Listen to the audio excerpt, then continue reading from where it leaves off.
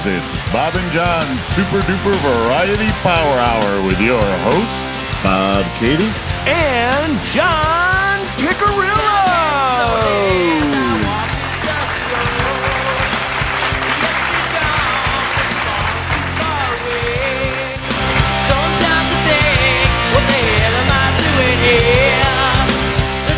Welcome to episode 146 of Bob and John's Super Duper Variety Power Hour. Welcome aboard, folks. Yeah. Greetings and hallucinations. And the rest of 151, ladies and gentlemen. And the rest. And you bitches. I said the rest of 151. That's what I said. And the rest. That's right. They are the rest. As everybody can see, we have 151 in the house tonight. Today, this evening. Oh, Jesus. Whatever it is. Why do you want that beer so bad? Because he's thirsty, dummy.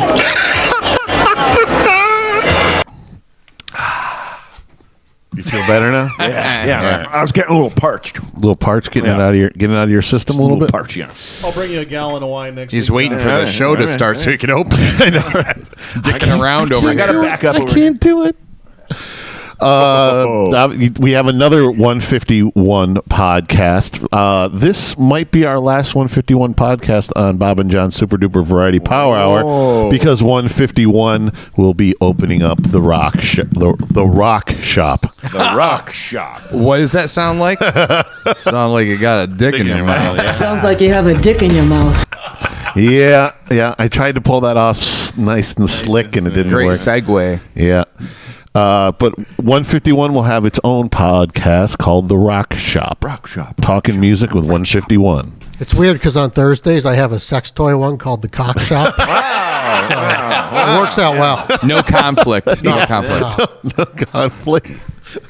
Greg, I got the sinking seat this week. Nice. Oh, I thought we sinking seat. swapped it out. We brought it back. brought just it for back by Tom. popular demand. By popular demand. I found it was best to just leave it all the way down. Just- I'm gonna do that. Yeah, but he's adjusted his desk for He built the ergonomics. tripod. You and your fucking ergonomics. Jesus Christ. Ergonomics. Hey, they're Mr. moving us. Standing desk over here. I They're know. moving us again, and so the guy that does coordinates all of that handling? shit. Does magic. I go Inappropriate touch listen, man. I go, listen, I gotta have my desk wherever I end up. I don't care where I end up going. Make sure my desk goes there. I'm gonna squeeze right in here if my thighs will let me. So he says you have to do that through your manager. So I wrote her and I said, look, there's only one up here. So it's not like, oh, maybe I'll get lucky and somebody has it at their station. No, I got the only one. And I got it cleared for medical purposes. Oh, well, then it has to come with you. So I said, John's you been gotta- rocking the roids. No, I've been avoiding them by following certain procedures, which includes having a standing desk. Thank you. And I will not return. I will not. There's gonna be consequences and repercussions. He's got rules and shit. So that I can't get into it because I don't get it. But the pretty regular move is like maybe every 4 years, I think, roughly. Yeah, we used to do that Shuffle in it my off. office. They shuffle it You'd just get comfortable, and Yeah. they'd be like, "Hey, you're gonna move over here now." I In never my office, I it's never like that, liked too. mine because I'll be honest. Every once in a blue moon, I get a little sleepy. Nah. Well, unfortunately, where my desk is, it's like front and center. Everybody walks through that. You know what I mean? I think anybody would Everybody. notice wherever you are if you fall asleep at the standing desk. John's chin catches the keyboard. No, He said at one point, he goes, I'm just worried one day of just sitting there in my head, just going smack on the keyboard. Would you get workers' comp if you fell? I don't know. They made me take the standing desk. It's the one thing I cannot prevent He was a sleep risk. while organizing my emails. And I don't mean reading. because I have a whole different system for that. But organize it. So I've already even attended to them. If it was something I had to do, I save it. Oh, you had a little clicky thing? Did you hear the clicky Was that- thing? it was driving you crazy. It's usually a phone or it's Yeah. like 4G. Yep. Yeah, see that? Yeah. Mr. Standing Desk. But anyways, I've sunk again. Oh, if I get sleepy, Coming I can up. raise it, and it helps. Definitely helps if you stand yeah, up. yeah. You know what I mean? Knock that. Because look, Get a little shake it off, man. you got to clean out the email before this month happens. Because, I feel it coming. You know what I mean? I know what's coming. I know it's coming in February. Ha. the swimsuit edition. Swimsuits are coming. Are you done now, Captain Ergonomics? For now. So Mondays, starting I think in the last couple of weeks of February, the Rock Shop with 151 will be debuting, and I think we agreed we're starting out like a couple times a month. Oh yeah, absolutely. Yeah, get out there, get it out a couple times a month. And I think Bob Tom's doing this for the Tom is our what do you call that when you put it on your television that deaf people can read it? teleprompter. Closed captioning. Cold clap. Yeah. Oh yeah. Tom is You got to write closed bigger, captioning. Tom. I can't read that. I believe we're going to have some new music from. Oh, there's gonna be a whole new intro, the whole thing. Yeah, there's gonna be a lot my of pipe stuff. organ. Oh my God, my pipe organ! Yay! Come down in your best little boy suit and expect me not to get a raging cartilager? Rock Shoppy with 151. I want to go old English with it, I say. Shop it. Shop it. Abergathery. Haberdashery. Haberdashery. That's it. It's so I love that word ever since I watched that. Yeah, play them off like Too they do good. to callers on Howard Stern. You just got bonked on that one. Haberdashery. Hateful Eight. Haberdashery. Most of it takes place in Molly's haberdashery? haberdashery. Oh, Do you I have haven't these seen at that 10? yet. Ever since I saw that, I'm like, I got this thing about the but if I don't use it once in a while, I can't You get forget. it. Whenever somebody uses back. the word haberdashery, all I think of is Spinal Tap. At the end, where he's like, "Do you have these in a 10?" I don't know. I will find out for you. Because that's all Nigel wanted to do was to own a It says haberdashery. sausages. Where's Meal the sausage? No, you're thinking bad news. I don't care. I put them all together. Puts it all together. One big blur of a movie. It's one big movie for John.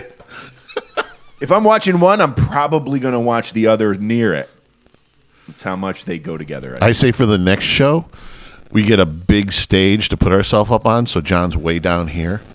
Yes. There, it's you. 4G. It's got to be this thing. I bet it's probably like Well, look at the size of it. It's probably killing it's a us all. solar It panel. might be killing us all. It's the same size as this. Same one. Yeah, it's probably the same one. It has its own Are you up to It's gravitational. the 12.9 inch Pro. So Yeah. how come yours doesn't make noise? Mine, I had the cellular turned on. Yeah. Ah, you tricky bastard! Mine are in a airplane mode. Wi-Fi. Oh, they are. You're not even. Yeah, I put not airplane even mode. using internet. Oh no, I can't because we've gone through that. Remember where a phone call came through and everything Yeah. went boom. All hell's breaking loose. It's like, I only know that sound because it used to do it to my amp. yeah. You'd be, set your phone on top of your amp on stage. Or you have go a to wireless play. in your phone in another yeah. pocket. Totally fine. That was our number one. That was like the first speed bump we had. Is we both had our phones like with us on like the first show and kept getting all this. Never had these problems in the old days. No. Never had a podcast in the old days. Never had a phone. The damn phone thing. God damn it, Jim. So, but anyway, that'll be hitting Mondays in the future. The Rock Shop with 151 with the. It's not like Bob and John's isn't gonna support. No, they'll a support each spin-off. other. Yeah. But it's Symbiotic. Yes. Symbiotic. Yeah, I mean, actually, we probably are going to have one more podcast, another podcast with everybody, and that's going to be the 151st episode of. Bang. Oh, And that's coming up in the next couple of months. That's a biggie. Boom goes the dynamite. Yep. Which I think on that episode there'll definitely be a new 151 song Well, I would ready to go. Rocking. I like Yeah. it. Yeah, which, by the way, you can find all your 151 needs at 151online.com. Or on our Facebook page at facebook.com/151. Yeah. Something like that. Something like that. And our YouTube channel at the 151 online. Online. Yeah. Yeah. Fucking Google made me put the in front of it, we did- bastards. If you search 151 online, Yeah. you get all of the YouTube stuff. Yeah. Does 151 Twitter Yes, Yeah, yes. we do. We do have a Twitter channel. We tweet and twat. and Instagram? I've retweeted a few. I think things. we do have a. You've been Instagram. twitting. Yeah, you're the one who's Because I'm been trying to figure out who's doing what, and I'm like, oh yeah, that's me. Throw me a frickin' bone here.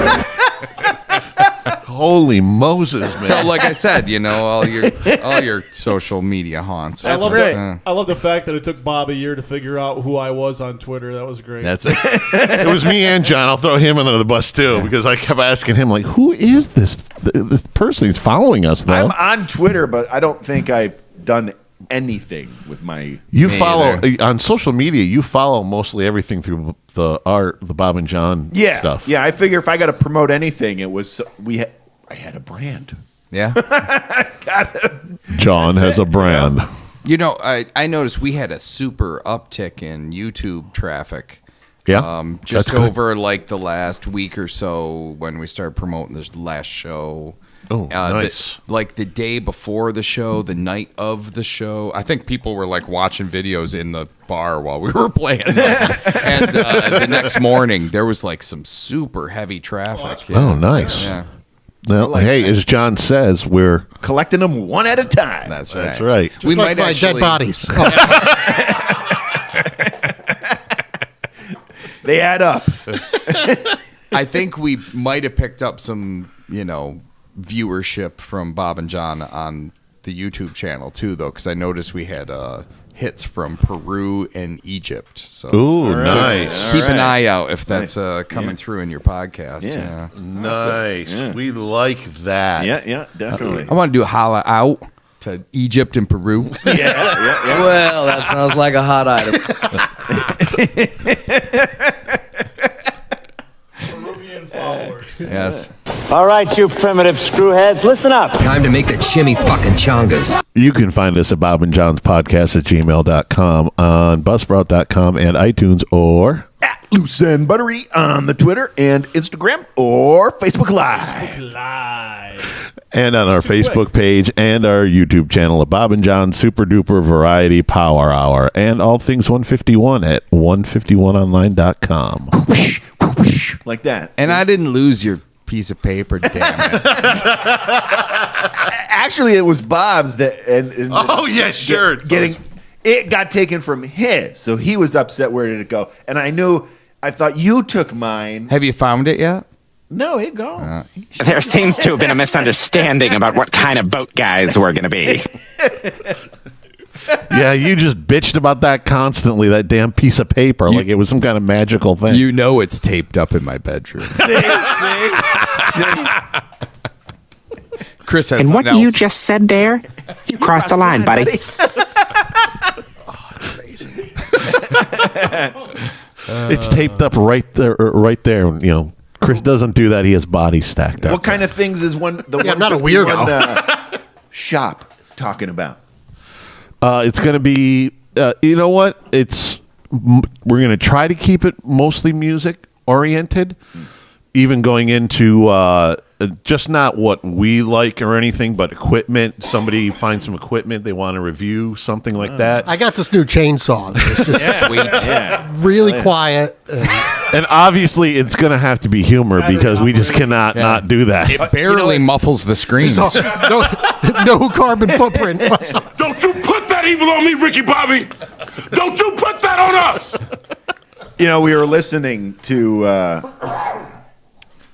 music. a song. No, our 151 song, and and we're listening for anything that any of the band members might have of concern because it's not even. We were listening to a final mix. Right. Yeah. So we're all standing there. I was looking at the screen, and I put my beer down at the first location I could, which is over by that guitar over there. And then I was watching, and then a little time went by, and I turned around and I said, Chris has been a lot of time. He could have put something in my beer. And I actually worried. But then I said to myself, what's he going to do? Get another drummer? I am not gay, senor. You just make me do gay things. He doesn't want to go through all that. Drummers are tough to find, so you know. It's tough to try But my out. urge to kill is like. Who wants to drag a kit to try out? To go and come have play no 5 idea, songs, yeah. A, whether you'll make it. B, if you want to. Well, you notice I did it after he set his drums back up. So yeah. So At least we that can let part's somebody done. else use Somebody them. else can come in. let's have a drink now. Thank you for doing that. Hey, don't do that. That's why it tastes so funny. It's bubbling. It's bubbling. It's kind of got a gritty flavor to it. A gritty thing going on. Just drink it. A full release ensures a rejuvenative rest and promotes a winning attitude.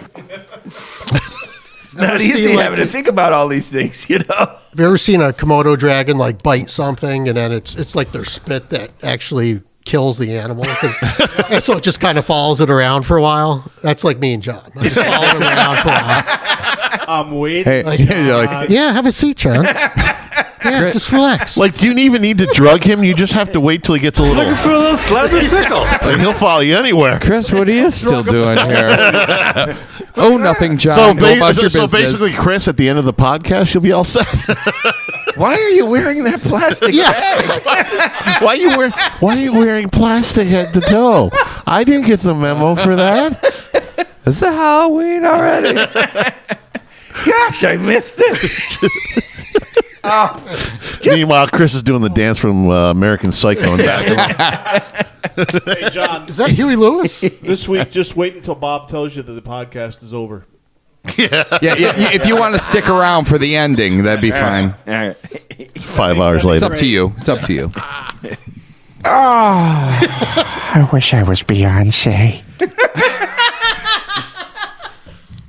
Whoa. What's going on over there? I hope I can reach the beer with this limited thing I have. Oh, you're limited, all right. Yeah, so distracted. Let's see, I got to do something on the Oh, fly. there it goes. Here. That flying Oh, happens. Why do you want that bean so bad?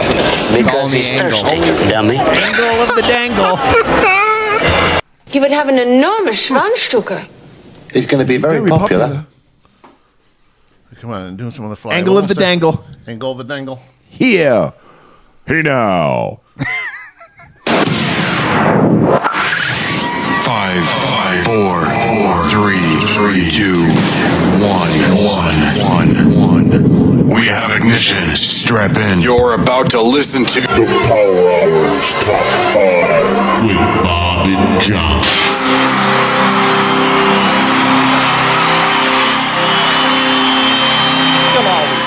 To drink here, you degenerate scumbag. That is one of my new favorites. That is a good one. Yeah. So we're going to do a top 5. I thought we'd start it early because last time it took us like 3 hours to get through a top 5. I was trying to behave this time, and I just saw Chris has like 50 things. On a small little piece of paper. Well, he numbered them 1 to 5, got- but there's 50 items. No, this is actually the my BJ's list. It's like a grocery shopping list. It actually just says plastic wrap over and over again. Plastic wrap. And Clorox, right? No doubt. Clorox, bungee cords. Oh, but can I borrow your pen? This is the strangest list. Why is this in my pocket? How do you spell Here. chloroform? Do they carry that at BJ's? If you know the right guy. 55 gallons. Not in the aisle. There's the dark PJs. What did you do? Nothing, but I have a feeling these pants are going to rip right in half. That's And it. and I felt like something was going right there. That'll be a podcast. I am not gay, senor. You just make me do gay things. You know, these pants are like my fucking favorite. Isn't that what happens? You finally, they're all it. the I'm gonna way you squeeze love right them. in here if my thighs will let me. There's been a hole for a while brewing here, but I don't know if that's the one. I'm glad you saved it for tonight, John. You're titillated, aren't you? I'm glad you're standing up. Yeah, when we're all at eye level. Yeah. Maybe tearaway. Tearaway. I'm having trouble stopping looking now. I can't. I'm glad we switched seats. I can't unsee shit. So don't go there. Yeah. I do need to get some breakaway pants for sure, though. I mean, I definitely need that. Remember? But I can't believe you did it! Oh, too good. Too good. Oh. Well, good night. Since Chris has his list, we should probably say what the top 5 is. Oh, yeah, that'd be helpful. The top 5 is musical influences. On both sides too. It would go like a chaps. That's how it's gonna rip. Just telling a little story over here. You left this. on your drum set. That's right. Top 5 musical influences, band or individual artist, or guitar players, drummers, singers, whatever.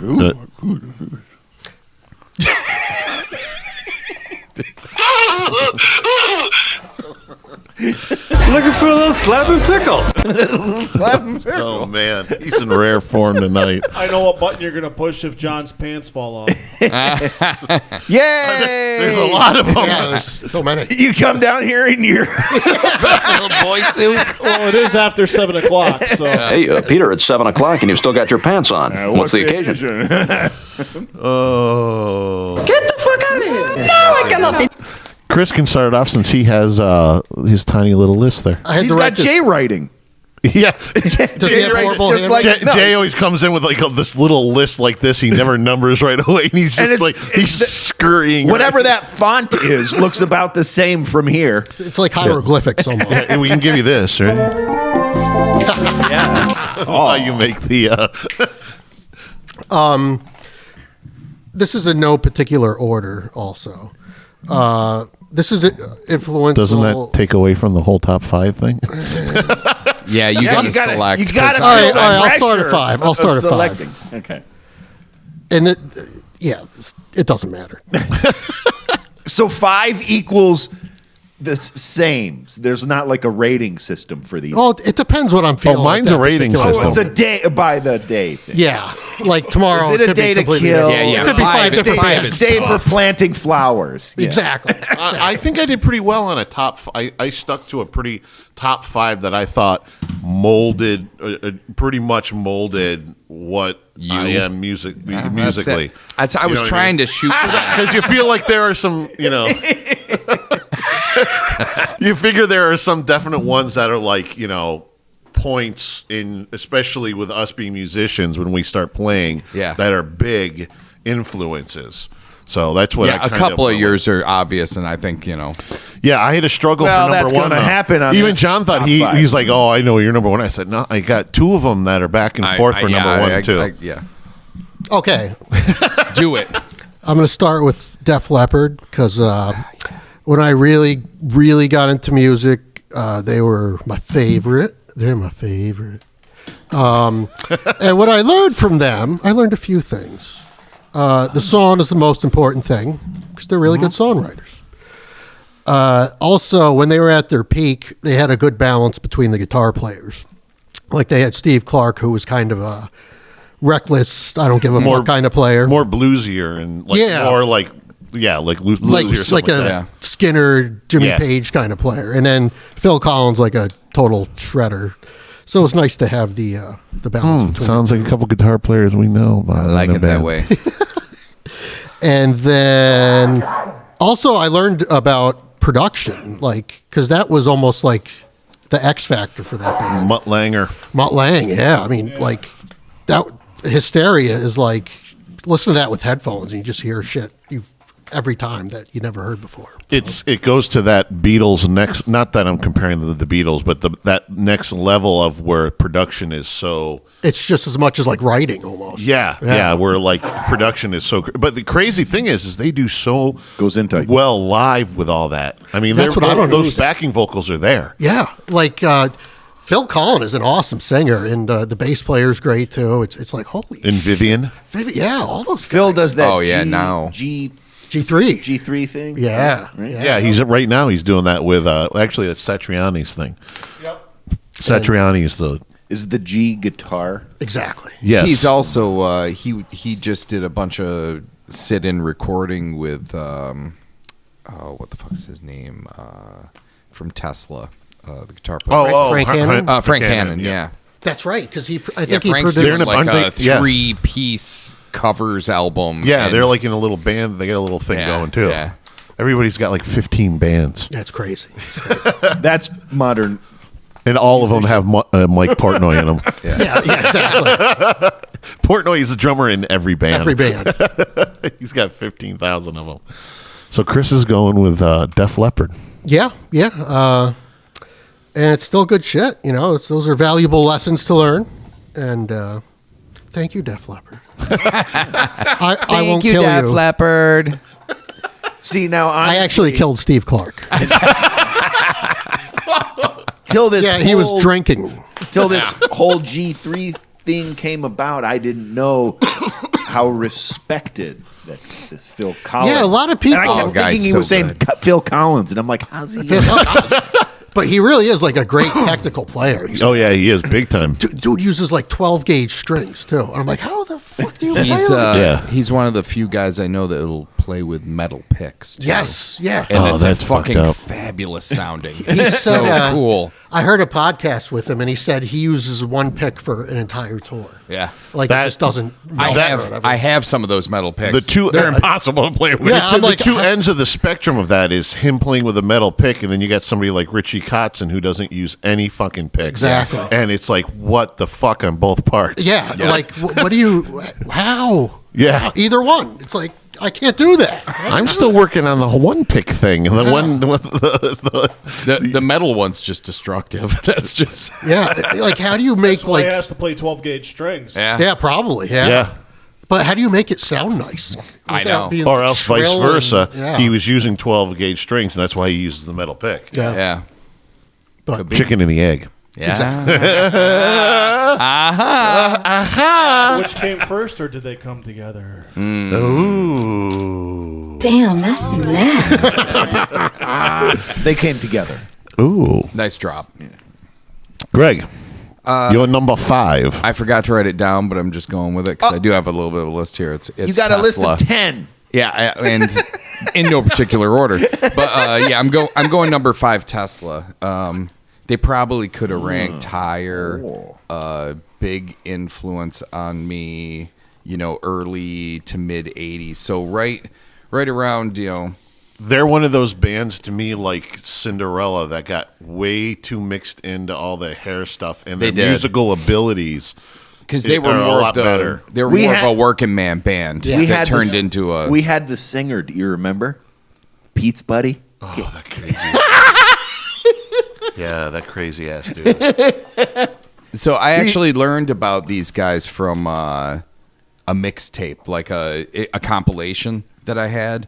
So I was pretty young, I think, because it was Modern Day Cowboy, Good one. which just blew my mind. Great song. I heard Great that song and I'm just like, there's music That's like this, great song. like Yeah. it Yeah. just it So blew good. my mind.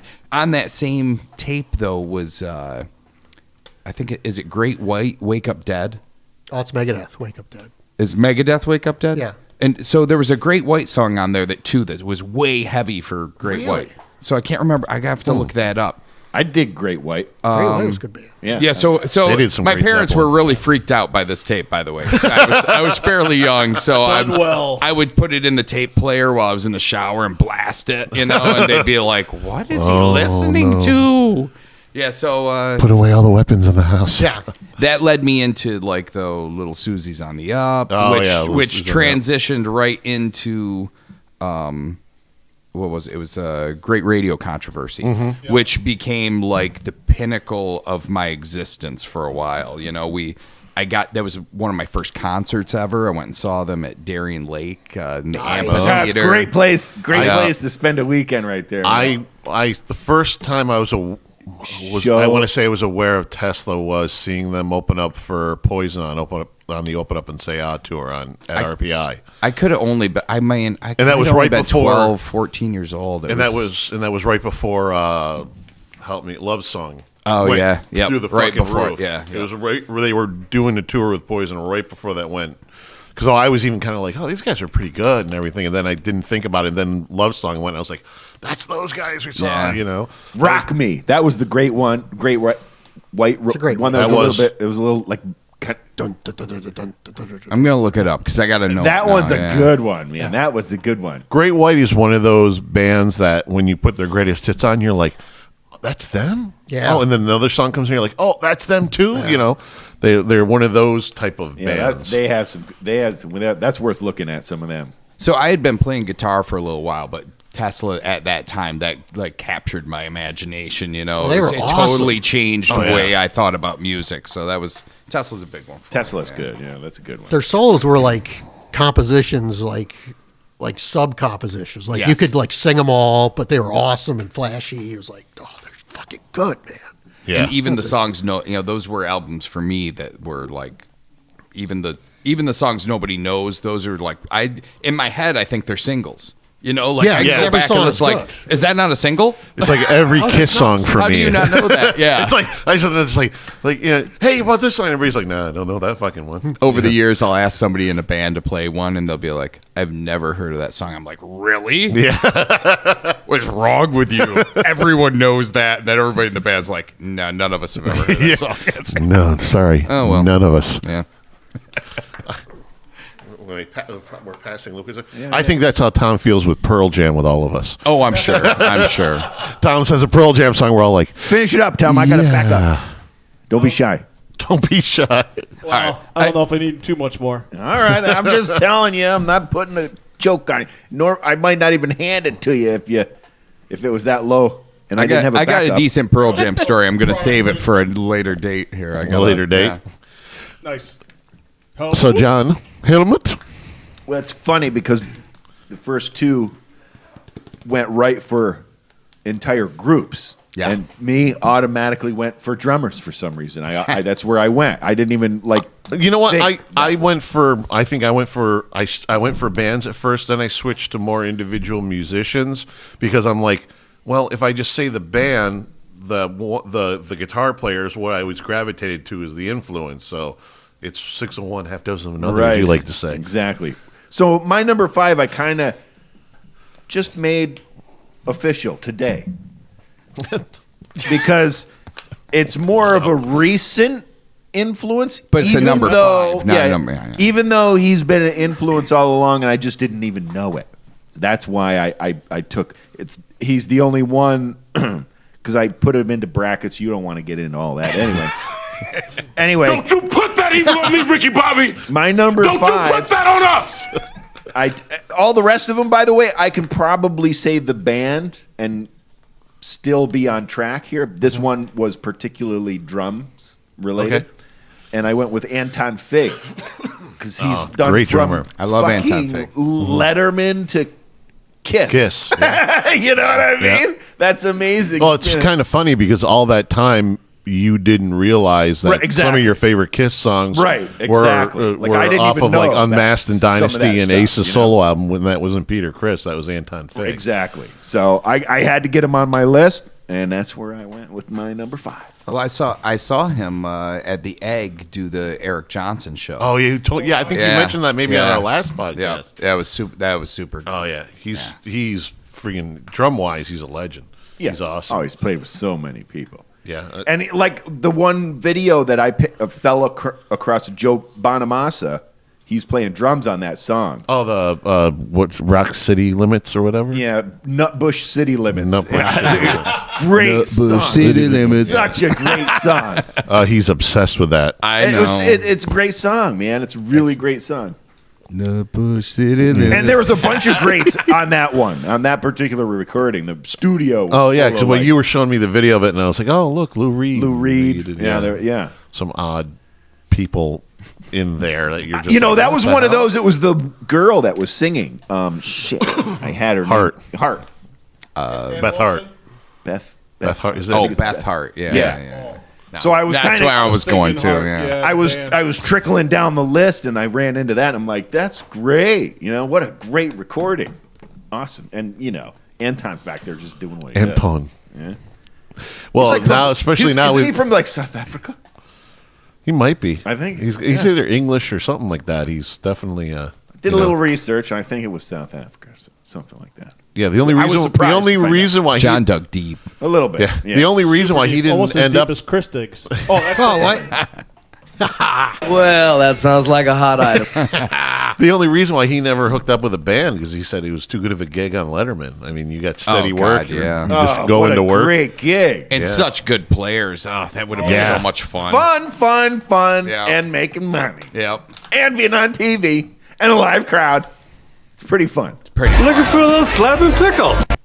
They got to play with everybody that came Everybody. through too. Yep. Yeah, They exactly. were accompaniment to every band. It was Yeah. crazy. And they also did. They did a lot. They did a lot of the Rock and Roll Hall of Fame shit too. Oh yeah. Yeah, they were the backing band for a lot of stuff. Where like that's right. when you had That's such a groups killer that gig, didn't, man. where either people were dead or Oh, or right. even individuals that hadn't played in so long or something, when they wanted to perform and they didn't have a band or the band couldn't get it together or something. That was the band. Yeah, they were always the backup type So thing. tight. Yeah. Yeah, like you always just looking, you're just like, is that Paul Schaefer back there? Yeah. He was See, in everything. Yeah. That's why I didn't totally flip my lid, even though I was angry about that gig that we got quick, you know? Yeah. Oh, yeah, The yeah. quick turnaround stuff. Oh, which we probably should mention right now. Oh, March 2nd at Figgins in Albany. Yeah. Albany Shaker Road. Albany Shaker Road. 462 Albany Shaker Road, Albany, New York. March 2nd. Come see Figgins us. Bar and Lounge. 7 to 10. 7 to 10. That's a Friday early gig. Yeah. And we also have one coming up on March 31st. March 31st at the City Sports Grill in Clifton Park. Yeah. Yeah, well, the old schedule's filling up. Yeah. We like it And, that way. and 151 is kicking ass and taking names. You done? It looks like you have some more. What do you got? Oh, I'm giving my honorable mentions for the same, only because he falls into the same bracket. I'm watching now that I wasn't watching earlier, which is like studio drummers. Yeah. And Kenny Aronoff. Oh, Aronoff. Yeah. Gotta throw that Yeah. guy a bone. He didn't make him top 5, but I got to throw him a little bit of love. Yeah. Who's played with everybody? Throw me Well, a I watched a frickin' bit. bone here. I watched a bit with him, and he Throw me a frickin' bone here. like he'll be on a flight and transposing music. So that's a lot of work. Yeah. You know what I mean? It's a lot of work and talent. Because reading it is doable, but Not a lot of drummers chart their music. not a lot. I don't know too many that do. So I'm good. Oh, you're good. You're all right? Okay. My number 5 is going to be Richie Kotzen. Well, I mean, underrated ridiculously, but he's triple threat as far as writing, singing, playing. Yep. He's got everything. I thought you might have him higher. That's No, it's pretty hard to crack into my top. yeah. Well, top of you that. got a special love for winery dogs and Yeah. Richie, Oh, I so- love the Winery Dogs, but it's to get into that top 4. It's pretty. You know what I mean? Well, yeah, when you're going single individuals and not bands, yeah, that's tough. Yeah. Richie Kotzen is like just ridiculous. The blend he has of rock and that like Philly soul type thing. I mean, that guy can every single fucking song. The chorus is just like, oh my god, it's such a good chorus. You know what I mean? It's like that's where you wait for that chorus. It's like holy shit! There's such huge, awesome choruses. Yeah. You know, and then the guitar playing, and he plays the fucking organ shit and everything he does too. It's completely ridiculous. Totally unfair. Yeah, It's it is totally a fair. without a pick, I which know. is just even But the more fucked up. craziest thing is when you have that much talent. Why isn't he more well known? You know what I mean? Why is he underrated? You know what I mean? He's underrated because after his very first album was out in 1990, and it was just a shred. It was like a shrapnel record. Yeah, a shrapnel shred, and he just didn't really want to have anything to do with that. After well, he was that. like Poison, right? And then He was in Poison, he did Poison just because Money. at that time when Poison sets it, when the manager sets that down in front of you, what do? You know what I mean? Hella gig right there. And he said he actually got along with everybody and everything, and they were taking it in a little bit. If you listen to that album of theirs, it's really a good album. It's really not even, it doesn't even sound like a Poison album. Right. It sounds like a lot bluesier and everything else. But if you listen to the albums he's put out afterwards, I mean, yeah, in the United States, nobody knew who he was, but there's videos and stuff of him in Brazil and Japan and stuff like that where he's a lot bigger. Oh, and he did a stint in Mr. Big too. That's for a little bit. I forgot about that. Yeah, where they released a single. Was it Shine or something like that? It was him singing on it. Mr. Big. That's crazy. Single. Yeah. So he's been around and he's always done his own solo stuff and everything. Well, I got into his solo stuff because we got into the Winery Dogs, and they were releasing the Winery Dogs for their first album, so song by song. It was like excruciating. So I was like, then I went back Had and to find more. He had his whole catalog. I found his whole catalog, and I was like, oh, I'm in. You know what I mean? How'd you come across Winery Dogs, anyways?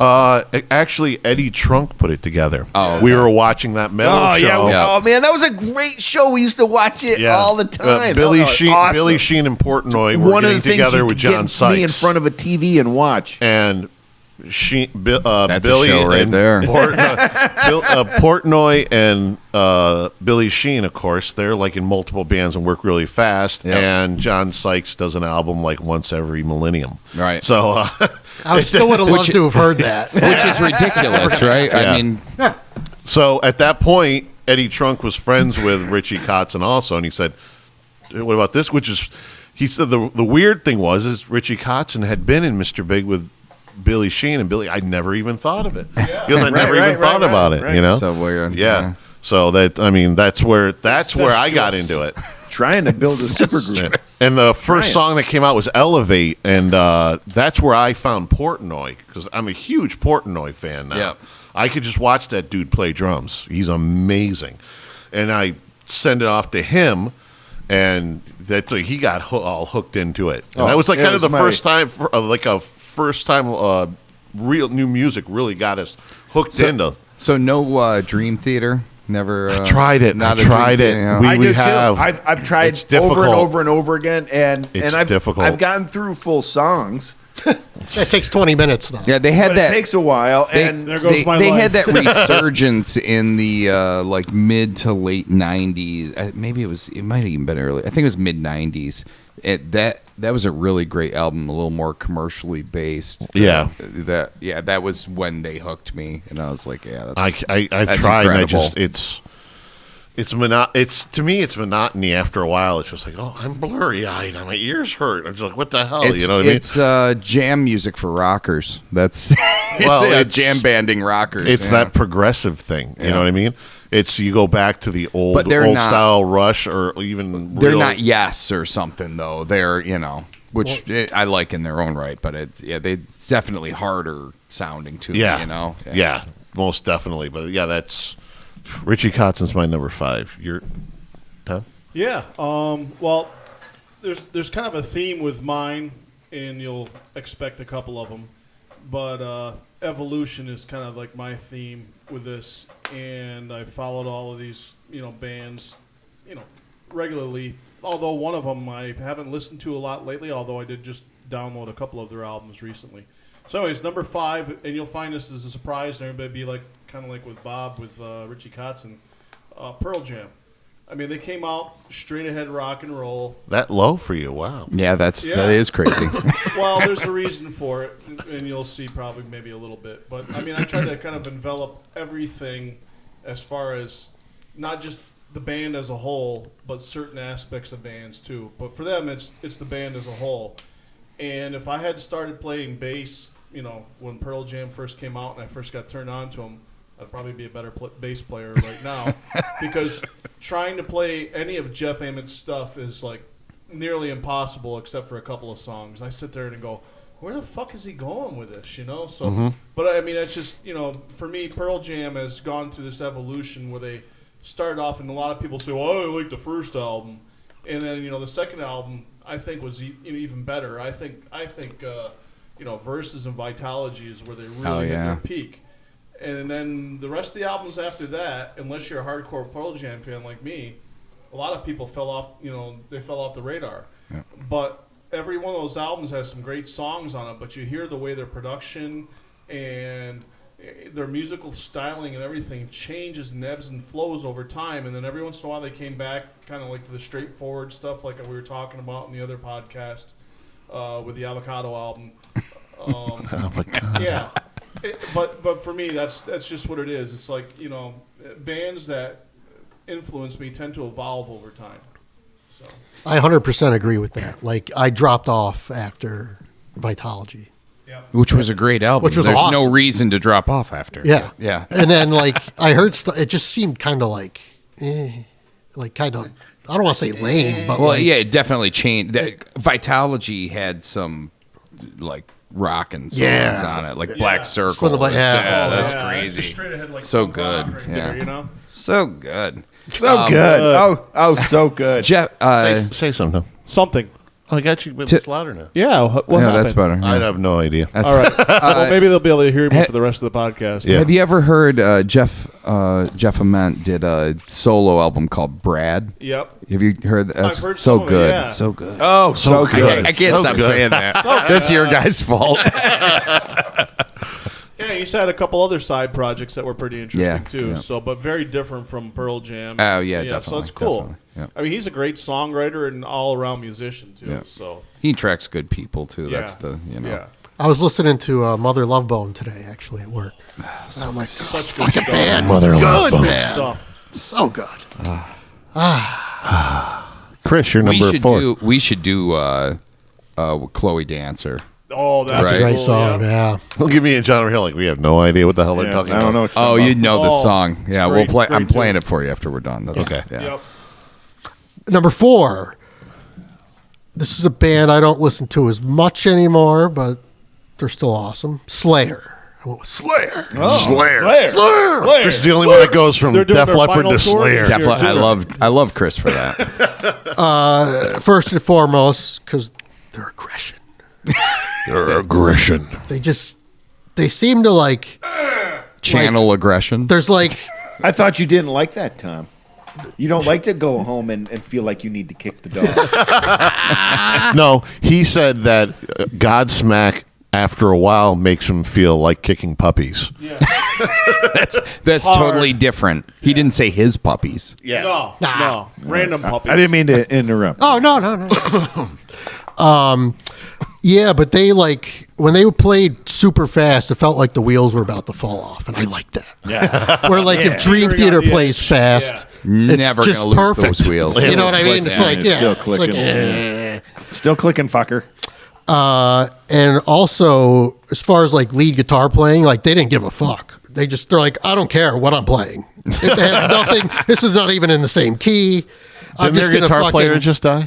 a couple years ago. Yeah, a couple because they're retiring now, aren't they? They're finished. This is their this is gonna be finale it. tour. Yeah. here Which I'm coming. glad because it's half the band is gone. Yeah. Yeah, so it's Yeah. not really kind of not really a them. farewell tour. I do have some friends that really enjoy the Slayer, though, and the Slayer, The Slayer. And, The Slayer band. Like the 151 band. fucking 151 band. So I understand though that like last year, a year before, they were out touring again, and it was good. They were very happy with like the I shows. I saw them at the Armory like maybe 2 years ago, and it was good. Yeah.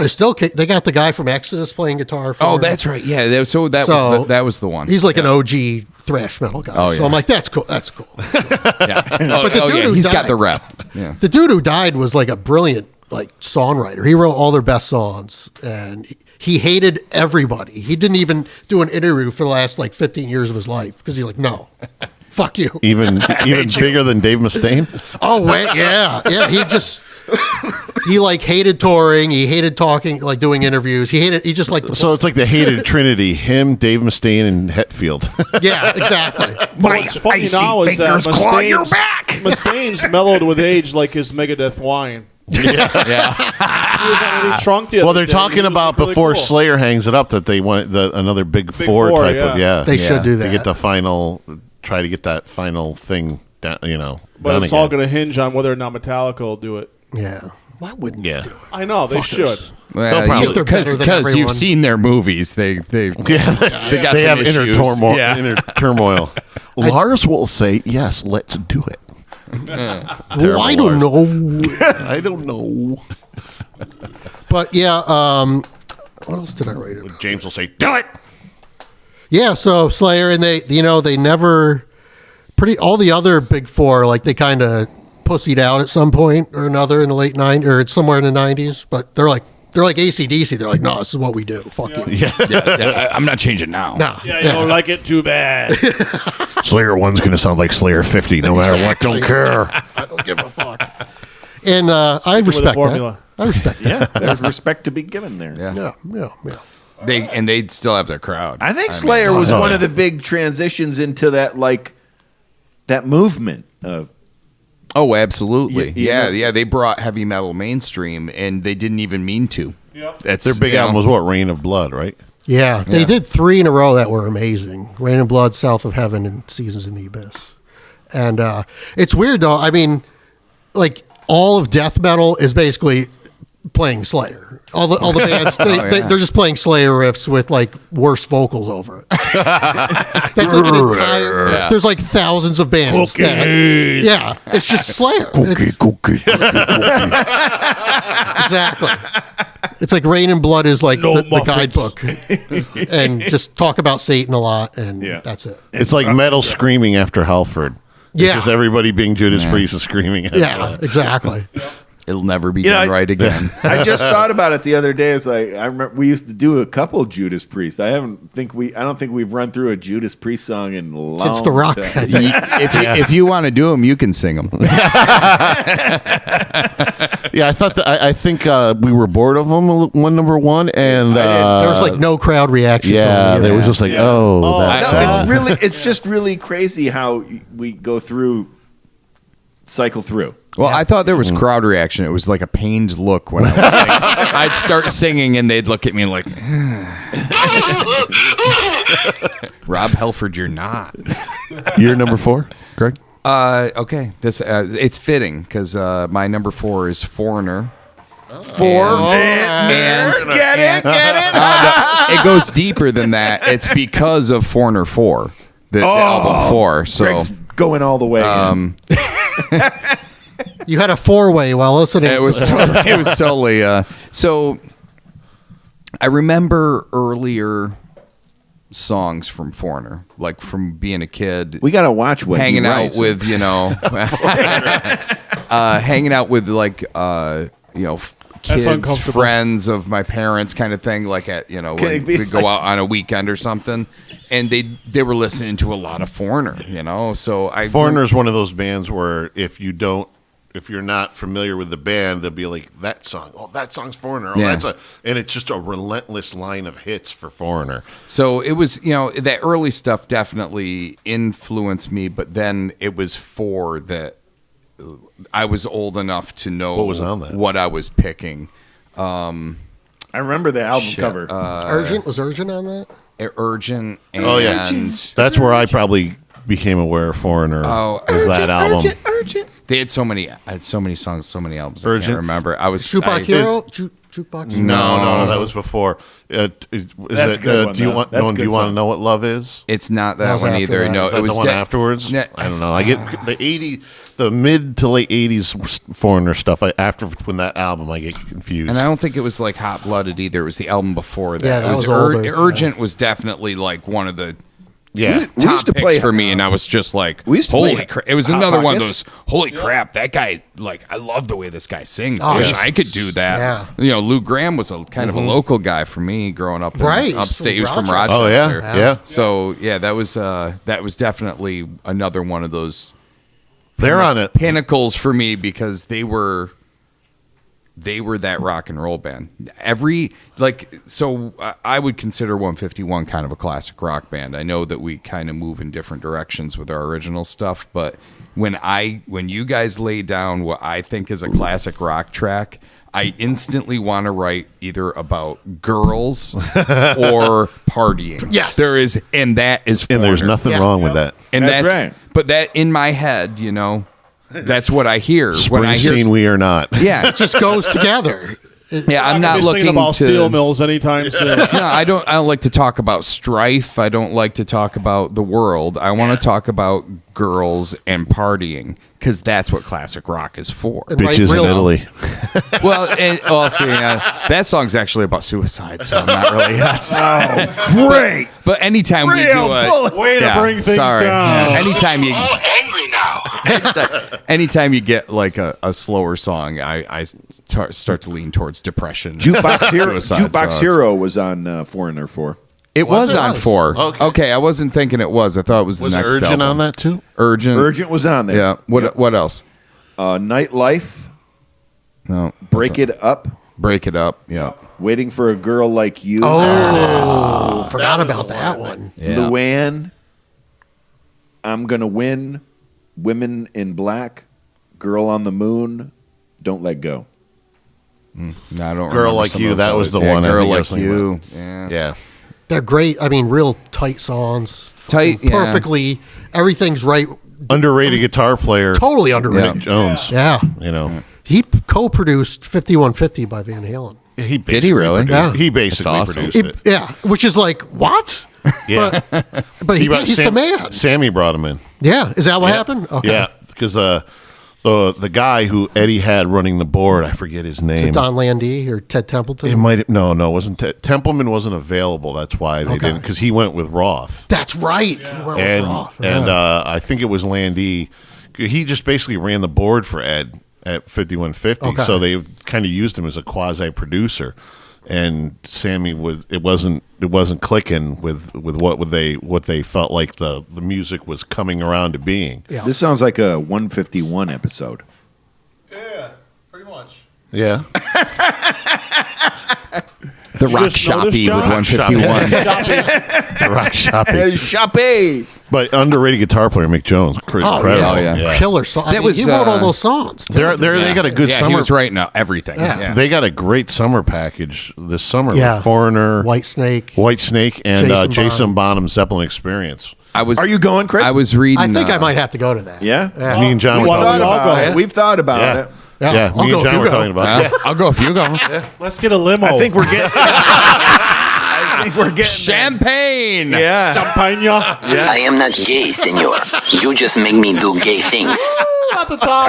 I wish I was Beyonce. I was looking up Foreigner to get a little more background, and I read something crazy, which was they went through like 40 or 50 singer auditions. No kidding. Before Lou Graham? That's Well, what was the crazy. band that Mick Jones was in before? Spooky Tooth. No, it's not. Yeah, Spooky Tooth, yeah. He said Spooky And Tooth. there was another. That was his 60s, late 60s band. that he Oh, was I in. forget what it was. Yeah, because they were talking about he pulled somebody else out of there too. Yeah, that was but like they what- didn't work out. So they, the early build of that band. Spooky Tooth was one he of went those. through like 50 people, never picked anybody. Yeah, Crazy. Spooky Tooth was one of those bands that never made anything really, but like all the other musicians in the late 60s went to go see and were just like, did you see Spooky Yeah, Tooth? You yeah, know what I yeah. mean? They're like, so everybody was so amazed by them. Well, that's the old, and I know they had better results, but like Mott the Hoople. Yeah. Like people have no idea who you're talking about yet.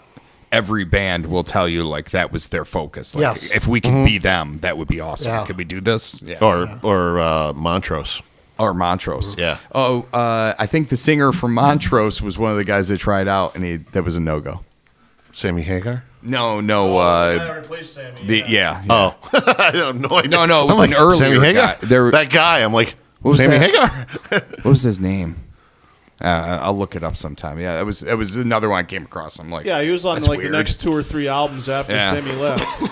I can't think of his name right now. Helmut? Helmut. You're number 4. Number 4. Nico McBrain. Yeah, Nah. Nico. Insane funny bastard. I just want to watch. I just want somebody. I want him to do like a reality show where they just follow him around. Yes. I would laugh my ass off the whole fucking time. He's awesome. It would be exhausting. Yeah. Like spending a day with that guy. 'Cause Yeah, you'd just be laughing. the He's whole time. got a fucking Fucking insane. comeback for fucking every single fucking thing that's happening. It's that quick English humor shit. It's fucking awesome. I'm pretty sure this story has been told a million times, but my first album that I owned, Killers. Iron Maiden. Killers. Yeah. You found the tape somewhere. But he's not in. He's not on it. Unfortunately, the truth of the matter is Nico is not No. that drummer.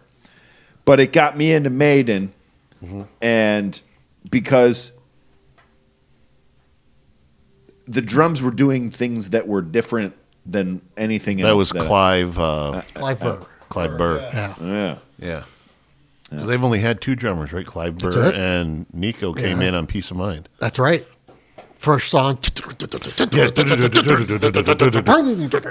is he doing? That was what I needed to know. What is he doing? If you ask Nico and he said, what was he doing? How did he come up with that? He has no fucking clue. What it was Steve Harris coming in every minute going, whatever you did sucked. Keep going. It's Try not there something yet. new. Yeah, try something new. It's not there yet. Play more drums. Yeah, exactly. More times. Yeah. Do that thing, the thing. Yeah. Okay. All right. Though, you know, he's one of those drummers that amazes me because so much shit's going on, but you watch videos and it looks like he's just doing nothing. Effortless. Oh, yeah. Yeah, he's effortless with it. Yeah. Yeah.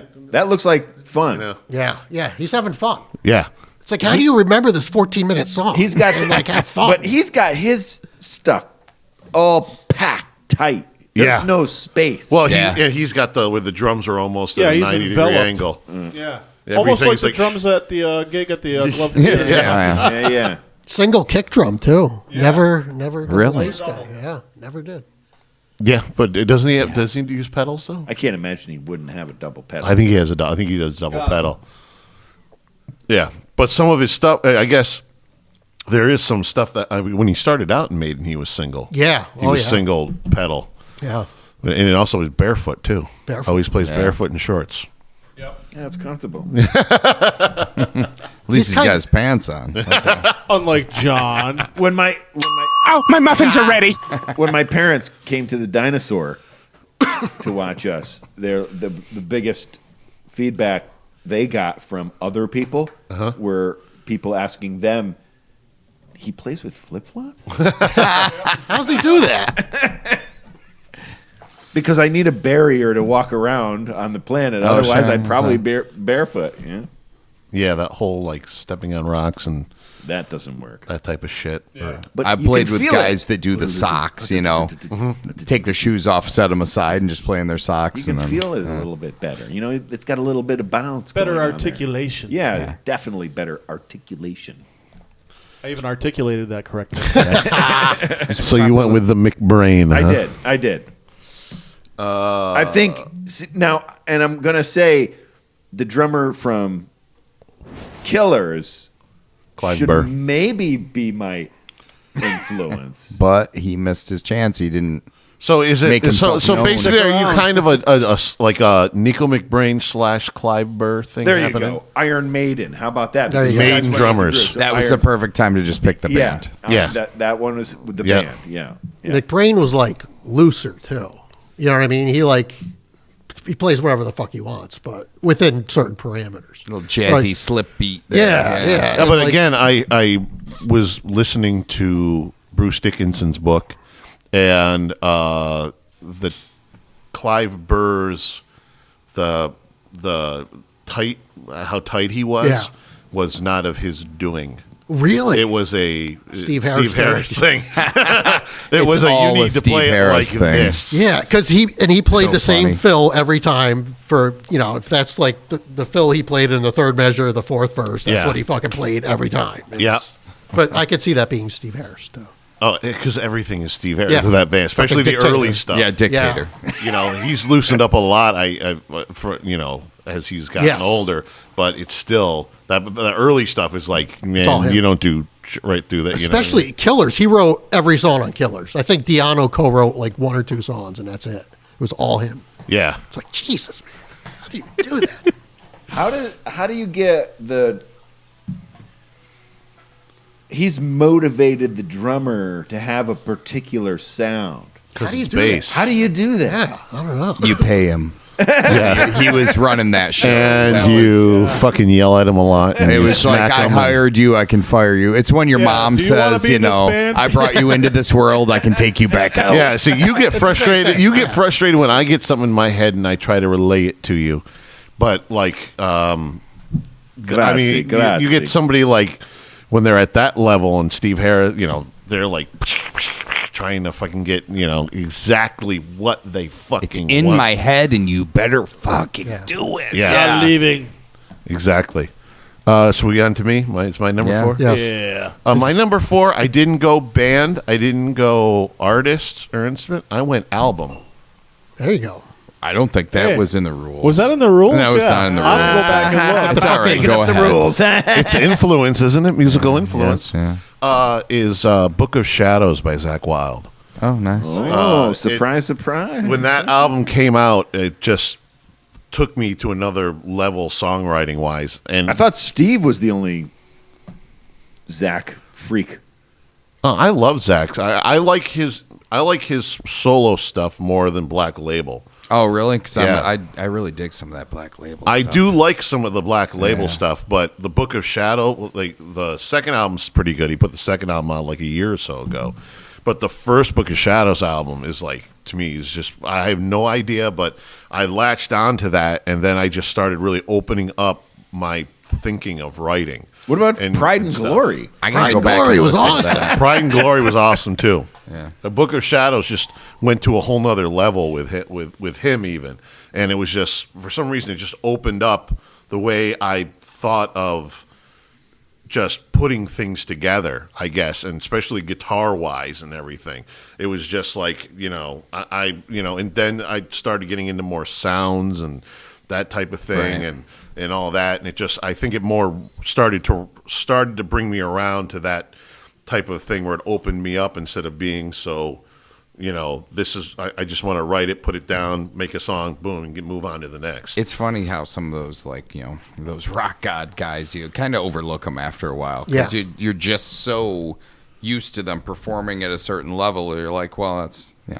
Yeah, it's Zach, of course. Yeah, of course I love Zach Wilde. Why wouldn't He's I love fucking Zach? great. Yeah. Yeah. But I don't think of him as like, oh, I need to have him on my list because And like another a given. another Yeah. thing Yeah. with him on that album too is that was his second album, Beyond Ozzy, and I think when he got to the Black Label stuff, his singing got a little bit more lazy. Mm-hmm. But like Book of Shadows, he really tight. It's sings. hard, yeah. Yeah, he really sings. I mean, he's got like beautiful piano pieces and stuff Yeah, in there he's- too, yeah. and everything. And it's like that album just every single time I listen to it, it's just like, He's I funny just want to 'cause write a bunch of shit. he's such a well-rounded artist that looks like such a Viking. animal. Yeah, he's he does not Viking on a Harley. Yeah, he looks different than what he portrays in his John's music cracking a sometimes. So. beer. Oh, wrong one. Why do you want that beer so bad? Because he's thirsty, dummy. Time to go shut things off now. Where did John go? That's going to be my new bit at the end. So that I'll leave 15 minutes as my, I guess, influential arc as a musician, that was a big one for me when that came out in like 97 or whenever it came out around there. That was huge. Tom? Well, you know what? It's kind of tangential, so it fits in pretty well. Again, evolution, obvious, lineup changes and things like that. Black Sabbath. Yeah. Oh, nice. Sabbath. And looking back now that I've been playing bass for so many years, Geezer Butler is just a fucking amazing. fucking animal on the Geezer bass. Butler. And He's a butler. he doesn't That's go how, out of his way to be flashy, but he's kind of like John Entwistle in there. Yeah. Yeah. Oh, fuck He's yeah. busy. He's busy, but you don't notice it because he's just so smooth with Yeah. it all. Yep. And it doesn't take away from like the riff or No, anything. Right. It's Doing just- the compliments. the Yeah. riff. Doing It's like a- amazing. Sabbath is that weird one where like, oh, we can do the majority of the song with 2 guitar players, and then you get to the part where the big long solo or musical thing happens, and Tony's going one way, And then Geezer's like going the other way, Yeah, but but it the all problem fits. is try to fucking hook up a rhythm guitar to what Geezer's doing is there's no way. impossible. Impossible. It's just it's a Impossible. bass solo going Yep. that way, Yeah. and then you got Bill Ward just in the middle doing his Jazz- It's like jazz jazz. swing type It's shit. crazy. Yeah. It's crazy. And that's what makes them like unique in the being the godfathers of metal for all intents and purposes. Oh no, not intents purposes. They are. Yeah. I mean, they were the. A lot of people will say other bands like Priest and stuff like that, but I mean No. Sabbath came way before Priest #1. Well, they always sometimes they mention Deep Purple, but Yeah. Purple. They stuck their toe in the water, but they Yeah, Yeah. Purple. Really jump Purple all the was way because they had a few. Their early stuff was more like 60s psychedelic pop Yes. type. Oh of, yeah, it was Yeah. definitely. Deep Purple, where like Sabbath right out the gate was just fucking Like, terrifying. in your face. Terrifying. I mean, The song Black Sabbath makes me shit my pants. yeah, exactly. just like the low slung tuning and stuff like that, just because of Iommi's obvious Impairment. impairment. I mean, just led to this whole dirgy kind of like, I mean, just like so like evil and nasty Yeah. sounding, songs that just like, I mean, that's it right there. How you come take we? that How and you come we just gave up evolve on War from there. Pigs? What about that one? Oh, I dig Warpigs. I would Oh, do yeah. War Pigs all day. It's one of my we did. favorites I to thought that sing. was- I don't really. think that I don't was think on we the ever list. played it with. I don't think we've ever tried it together, it's but on I've the list. Oh, put it on the list. It is on the list. But We played the it. great thing though is that they transformed right with Ozzy. They tighten things up and then they bring in Ronnie James Dio. Yeah. Or they get instead of that like dark metal, they get more like tight like hard rock Super almost. hard like, rock. yeah, boy, that fucking Dio fucking voice.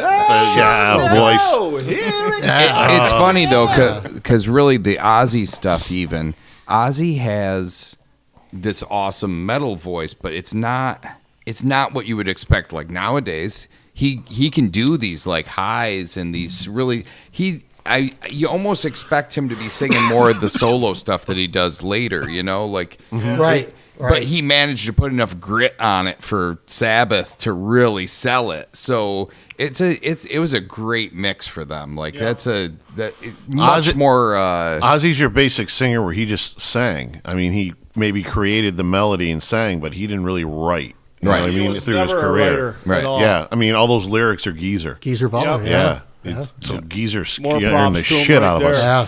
Yeah. Yeah, like War Pigs. Those fucking lyrics are great. Oh, it's great. Love those Yeah. lyrics. We got to bring. We're that doing back. that. Yeah, We're doing bringing that. back. We're doing that. Fairies wear boots. Oh yeah. All over. That's what we need to do. We need to bring back and do a little bit of a Black Sabbath medley. Hell Yes. yeah. Oh yeah. We were working on that at one Yeah. time. So that was before Greg and Chris. So it's time to bring it back. Yeah. Have a little medley. See, these conversations do something. It's totally That's worth Maybe it. we do what that. they are all about. Well, I think the podcast for us, Rock Shop, part of it is Shoppy. We do this in the garage for an hour before you leave anyway. There Tom is usually that. bows out a little early because like I gotta get up at 5:15. I'm tired, man. The more time you spend together playing, the more time you spend together and talking about shit just makes a better band. Yeah. Always has, That's right. always It's a will. bonding experience. It Well, really is. we're over the hour limit, so we're gonna start speeding it up a little bit. Number 3, Chris. I knew that 45 minutes ago. Number 3, I picked The Police. Andy Summers. Andy Summers is one of my he's one of my guys, man. Because like He's one of my guys.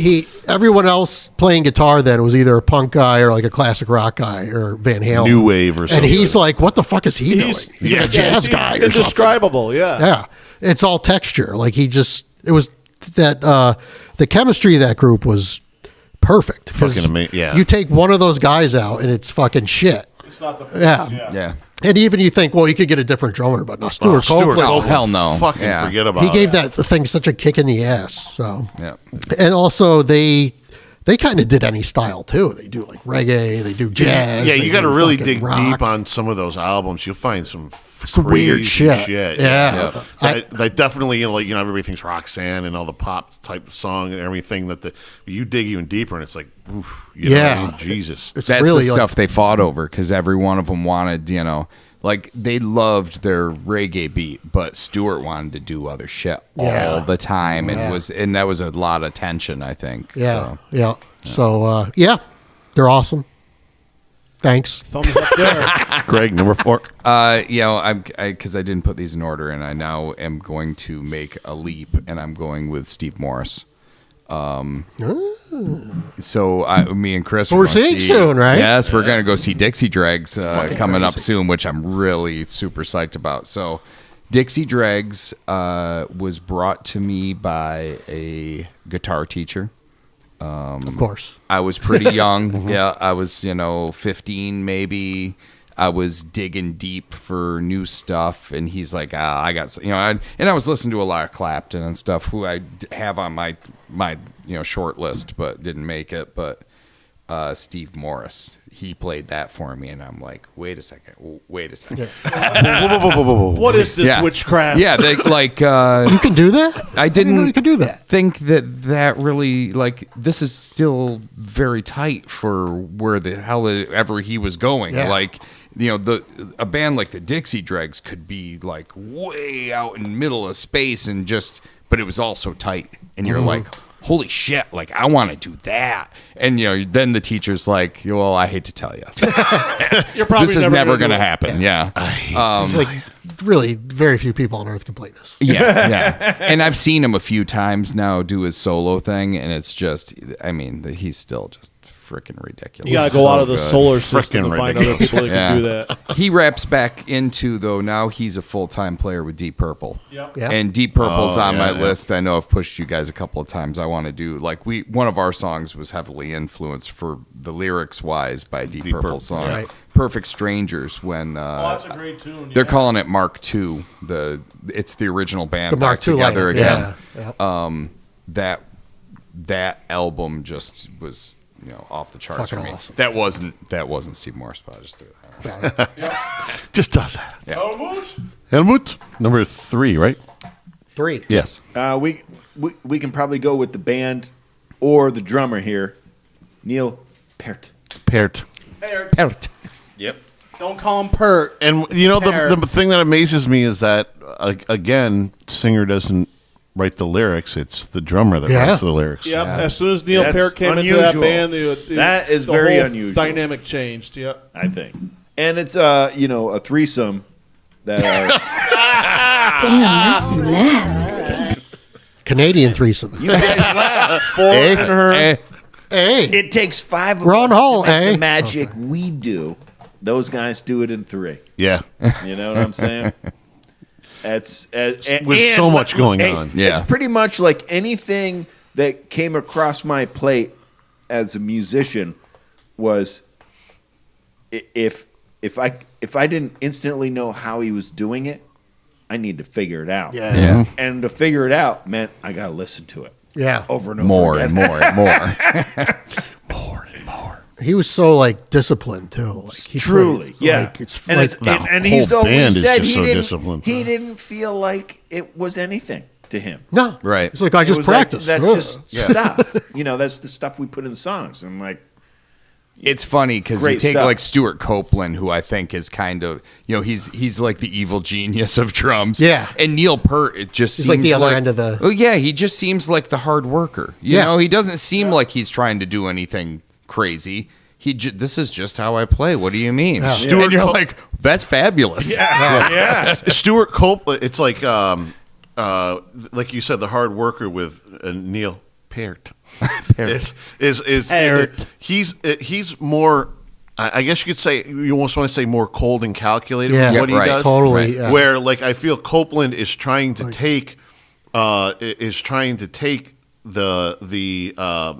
ability but like crammed so much feel into Yep. it. You know what I mean? Which makes it kind of almost weirdly spastic in a way. Oh, he's you know? spastic. Yeah, that's- but in a great way. You know what I mean? He's a big jazz guy.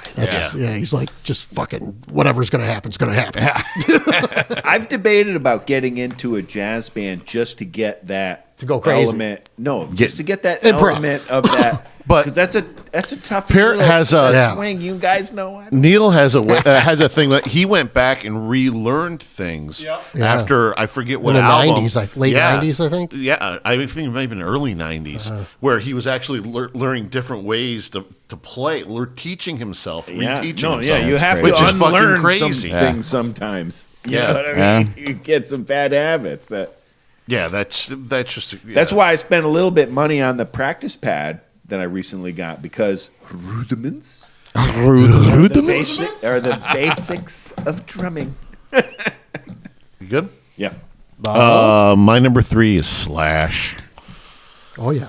I mean, it's good coverage going with Slash. Yeah, to me, the way he's able to get to make his guitar playing so edgy but so fucking warm and melodic is just, and it's one of those things where it's in his hands and you can't. Marshall and a Les Paul. Yeah. Well, we talked my about favorite it, though. two things. He's that, his tone is his hands. Yeah. Yeah. And it's sickening. It's Yeah. just Yeah, plain you can plug sickening. him into any Yeah. amp Yep. with any guitar, and It it's still sounds going to sound fucking like He's got the amazing. Mickey Mouse electric guitar Yeah. and the Kmart aisle, and he's sounds one of amazing. those guys. And Yeah. He's just like, it's gonna sound holy like Slash. crap! It's Yeah. Slash.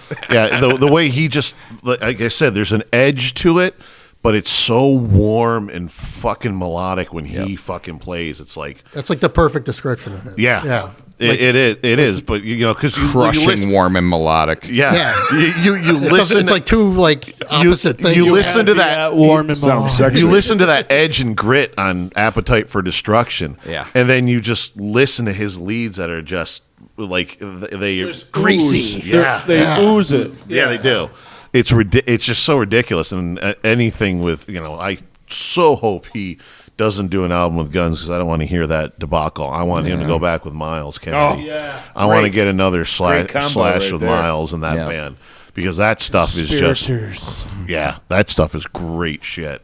That stuff is great. I love it when he writes with Miles. Conquistadors. Conquistadors. Conquistadors. Where do we get that? Who said that? It's Howard. Oh, Howard, yeah. Miles Kennedy and the Conquistadors. Speaking of which, I think Slither by Velvet Revolver would be a great song to cover. I've done Yeah. that before. Oh yeah, I've Yeah. done that one too. Yeah, I haven't, but I'm willing. It's drop D. Yeah, it's great. I've done that. I've played guitar and I've sang that one. Now. Nice. That's not easy to Yeah. do. Yeah. No, not at the same time. Oh, That's just crazy. Like I was that's going to say, Two different bands, two different instruments. I tried playing and singing with that bass line. It's impossible. forget it. No, yeah. No, Yeah. no. That's a great song. And we probably should put a gun song in our arsenal at some Yeah. point. Yeah. We did.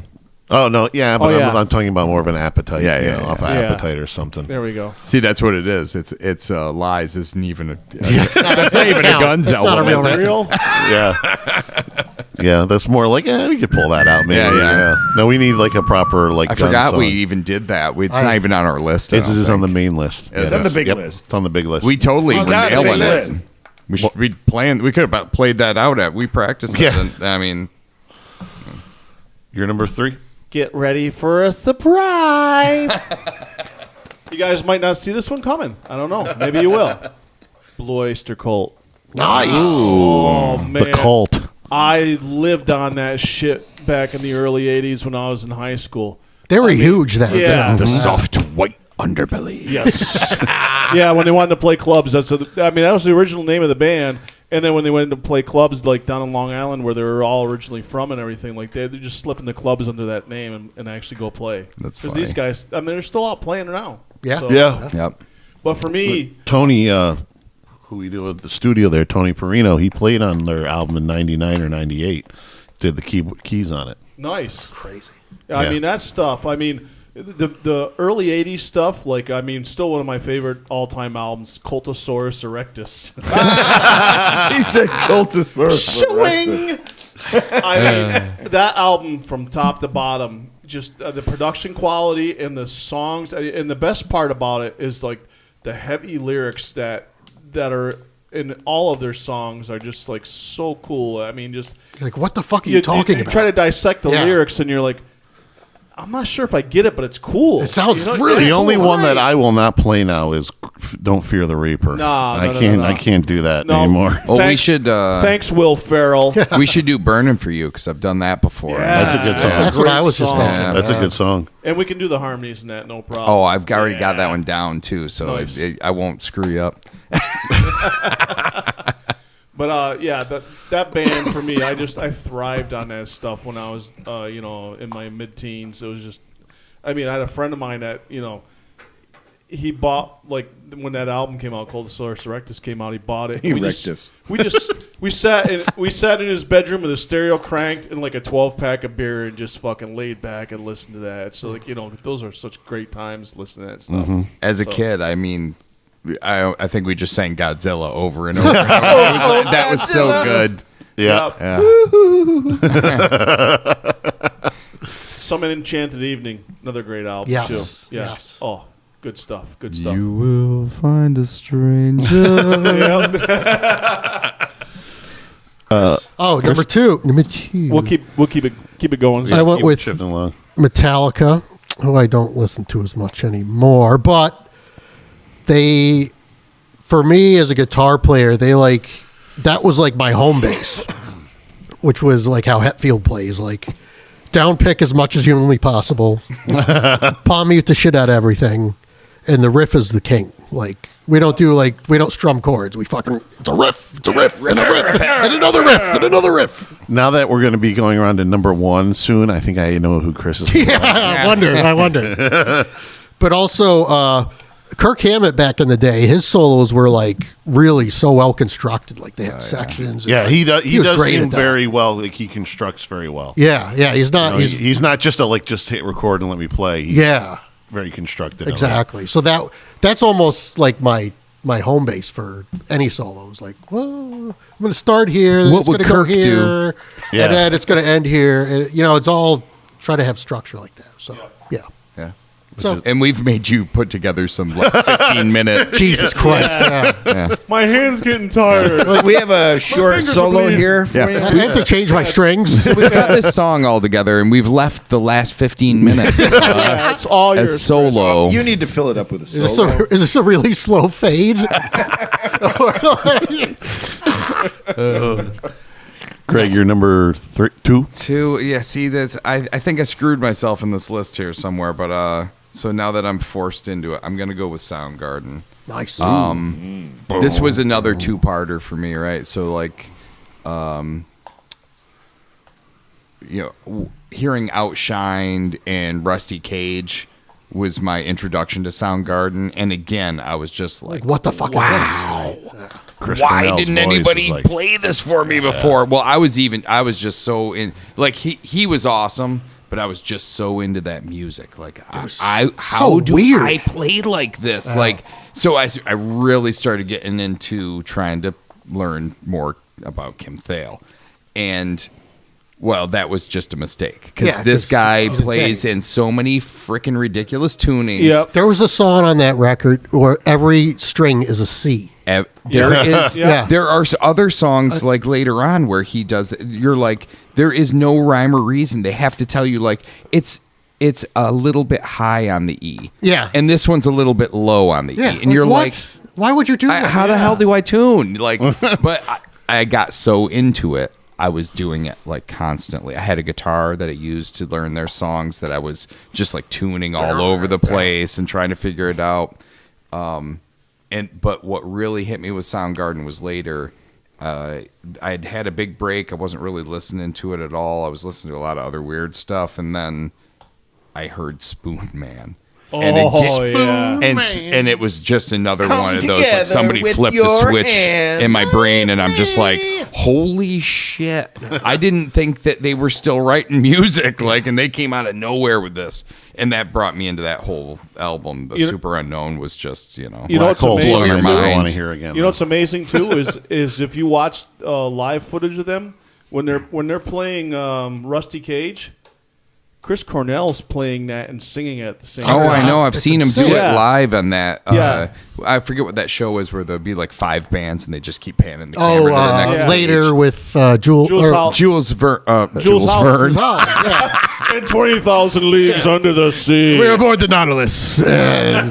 This is my all right. And I know I like talking. I think I get it from John. So this was my Pearl Jam story though. Came with the Soundgarden. So I loved that early Soundgarden stuff. Right. I forget. I was like a senior in high school. I guess. One of my girlfriend's friends brought over 10 on cassette tape. It hadn't hit the radio yet. Nobody had heard Pearl Jam. And she is flipping out. You've got to hear this. This is fucking amazing. You guys are going to love this. She puts it in the tape player. We sit and listen to the whole thing. And I was like, nah, hard pass. And she is like looking at me like, Hard pass. and she's like, you've got to be fucking kidding me. And I remember I liked this girl that was the friend of my girlfriend. So it wasn't like I was just being an ass. Based on that alone, I would have lied. Right. Well, but that was the thing is I'm listening and I'm like, Always thinking, Jeff. I am totally disinterested in what you just played for me. Wow. And she made us listen to it again that night. And I listened to it again and I'm like, no, it's not doing it for me. Right. So then I I listened to it. I didn't hear it again. Go off to college. That first year at college, every fucking frat boy and asshole drunk in the whole college was singing Alive at the top of their lungs every time it came on. And I just remember going, the song's catchier than I remember. But Who is this? This is a good song. yeah. But Sounds new to me. no, I totally remembered it, but also I was still fighting that feeling that, no, I'm first impressions. I didn't like these guys, but everybody seems to like them, which also made me not like them. Right. So it took me until the second album to actually go, okay, these guys are legitimate. That's a good band. But yeah, and now if I go back, I mean, I love some of the songs on 10. But yeah, hard pass on Pearl Jam. Because that's how good my musical taste is. But Soundgarden is your number 2. But Soundgarden's my number 2. John, you're number 2? He's got a fresh glass of wine. That's right. Number 2, Mike Portnoy. I had a feeling Portnoy slid Neil Peart down one. Yeah, because actually it really brought me to where I am now. I wasn't hearing a lot of stuff from drummers that Stoked your fire. Didn't stoke mine. Right. I wasn't Tickled getting- his cockles. I wasn't getting stoked about playing Don't drums. lick it. Don't flick it. Don't, Yeah. don't touch it. So I spent Penis. some years not playing, really. Honestly, I spent a few years there in between not playing. And near the end of my last relationship, I knew drums were in it. And Portnoy was really the fire that sparked it because Winery Dogs. he's they made some it's great music, and he was doing different than what I'm used to. It's not just a straight beat. He's all over the place. For the him, whole time. he kind of reminds me of drummer wise is like how Stevie Ray Vaughan is to guitar. He's got a flow that when he plays, that you're just like, why did he put that there? But that's great. But it totally I works. wouldn't have thought of that. Yeah, and it's so natural to him. You know Anybody what I mean? else plays it doesn't fit. Yeah. He And plays it. Sure it fits. as shit, he is the busiest drummer Yeah. in rock and roll, I'm going to say. And I got to say this. I had to leave him off, too. Shoot. And now you forgot his name. Yeah. It's really out of the list. It's really bad. It'll come back to you. I know. Oh, me? My number 2, and probably everybody's going to be amazed at this because they probably think it's number 1, but my number 2 is Ace Frehley. Oh, I thought that was number 1. Yeah, so you probably have that. But once you hear my number 1, you're going to Well, go. no, then I have a guess at number 1. Oh, I I think I do too. thought about putting Grohl on this list. because yeah. a little bit more than just a drummer. Yes. You know what I mean? And that's mind-boggling. He is a real musician. He's got it all the way everywhere. around. Songwriter, drummer, guitar player, comes up with great riffs. Producer. Everything. Yeah, the full Monty. For me, Ace is the one who made me want to play guitar. Right. First Kiss song I heard was an Ace Frehley song, the Sunburst Les Paul. That's all I ever wanted was a Sunburst Les Paul. You know, the whole fucking works of it. You know, and listening to, especially on older Kiss albums, his leads are so anthemic. You know what I mean? Yes. They're like like a song within a song. Yeah, it is. It is. It's like you can sing his leads when you're they're being played and stuff. You know, so I mean that's just simple for me. It was just like, Ace is the whole thing for me that got it started. Period. End of story. Ace in the hole. Ace in the hole. Ace in the hole. All right, number 2. Tom Papura. This has come up before. Stevie Ray Vaughan. Oh. I mean, we don't do one of those. We don't do it. Yeah, we have in the past, but maybe they'll have to come back at some Yeah, that point. might have to come back too. No, I think Houses of Rock'n's still on the big list. I think it is. Yeah. Now again, I just didn't want to keep singing it. That was the problem. We haven't done it before. Yeah. Now again, evolution. Talking about evolution. Now he took the blues, which he was influenced by a lot of things. But if you look back at some of his main influences, everybody thinks that Hendrix was his main influence. No, it wasn't. It was all the old Chicago Albert blues King. guys, Albert King, Buddy Guy, all those people. But Albert King's like huge on his. I mean, that's like number one influence. Yeah. And if you look at it, he took those influences, but he put a rock and roll edge on them. Mm-hmm. Yeah. Along with the flow that he has. Yeah, the whatever's flowing flowing style. through him. There's nobody been there. It's like it's uncharted, and nobody since is able to have that flow. You know what I mean? Like you go to somebody like Steve Vai, who technically has just a crazy fucking flow, but he just doesn't. Stevie Ray Vaughan has this just reckless abandon. He was like he's almost like magnetic alcohol. He's just like dripping with something. Yeah, he's just, exactly. There's something so great about watching him play. Yeah, like that. You go back and watch some of those videos, and it's just And he's like not playing he's just- feeling it He's every not playing note. It is. It's fast it's like 100% just for the feel. sake of playing fast. No, but he could. But he also he knew how to hang a note. Oh yeah. Gotta let it breathe. And he That's could let it breathe. Get that from Clapton. And all of that just kind of like comes together. And then what he was doing was, before his untimely death, he was actually getting into a lot more jazz influence and things like that. And when they brought in Reese Winans on keys on the Instep album, everything was going in this really cool evolutionary path that I wish we could have seen where it would have gone. Yeah. And that's all I'm going to say about Dude it. had some mitts on him too. Yeah. He played with Which is 13 gauge crazy. strings, Yeah. 13 gauge, and the way he was bending them, and like if a string went on a tune, he could just reach up there, boop, and get it back in tune and keep playing. He'd break strings and he'd figure out a way to play for like the whole rest of the song without making it sound like he was doing anything different. He was Just truly amazing. one of those ones where you didn't know where he stopped and the guitar continued. Yeah. They say know? he used to go to bed at night with his guitar in his hands half the time. Doesn't surprise me. And get up in the morning and put a little cocaine in his coffee. Yeah. Yep. But no, that's another story. Those were my favorite Stevie songs. Were like the jazzier ones, like Lenny and Riviera Paradise. One of my favorite ones, and I don't know if he wrote it, is "Life by the Drop." Yes. Him doing that on 12 string is fucking amazing. It's like, Oh my God! Is I that wish his was song? Stevie Ray. I don't know. I think that's a cover. Yeah. It's an old Yeah. blues song or something. Yeah. I didn't know if it was his song, but his performance of it is like Oh, it's fucking like he awesome. wrote it. Here's another Yeah. one too to listen to. Chitlins Con Carne. Listen to that one. Yeah, I don't know You'll that recognize it when you hear Chitlins it. Con Carne. It's just it's got this like really cool jazzy Wait, it's not sound to it. chitlins. I think it's on Instep. Okay. Listen to Chitlins Con Carne. That's a great song too. Chris, your number one? Number one. Of course, it's Iron Maiden. Yes. Maiden. We'll have to take it. You know what? Since Maiden. we were all kind of right with Chris's number one. We'll take a guess when we go to each number Chris, one. I don't know if I ever said this to you, I love you. but Damn, one of that's nasty.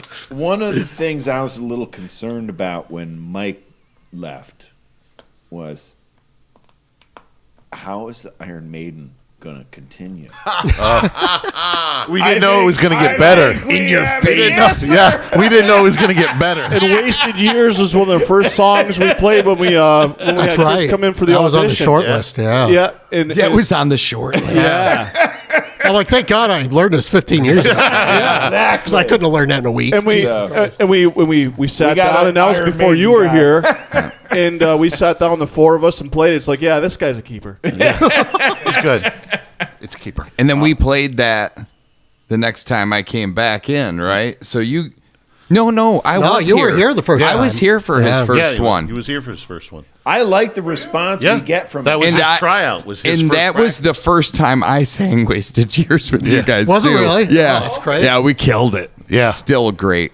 Yeah, we didn't know Maiden I was going like to even get how better. we get the response too. Yeah, it I'm gets a weird- afraid it's not something that's on the. But it does. Nobody knows it, We but get- They do. I'm know like, what? Quite a I can't few believe people like this. Yeah, exactly. Awesome. There's a bunch of people, usually at least a few, that I hear Oh, sounds yeah. like, Yeah, in the background, yeah. you I'm know, on that Cover Band Central thing on Facebook, right? And somebody asked the other day, what Maiden song do you play that you play religiously? Like, what's your first pick?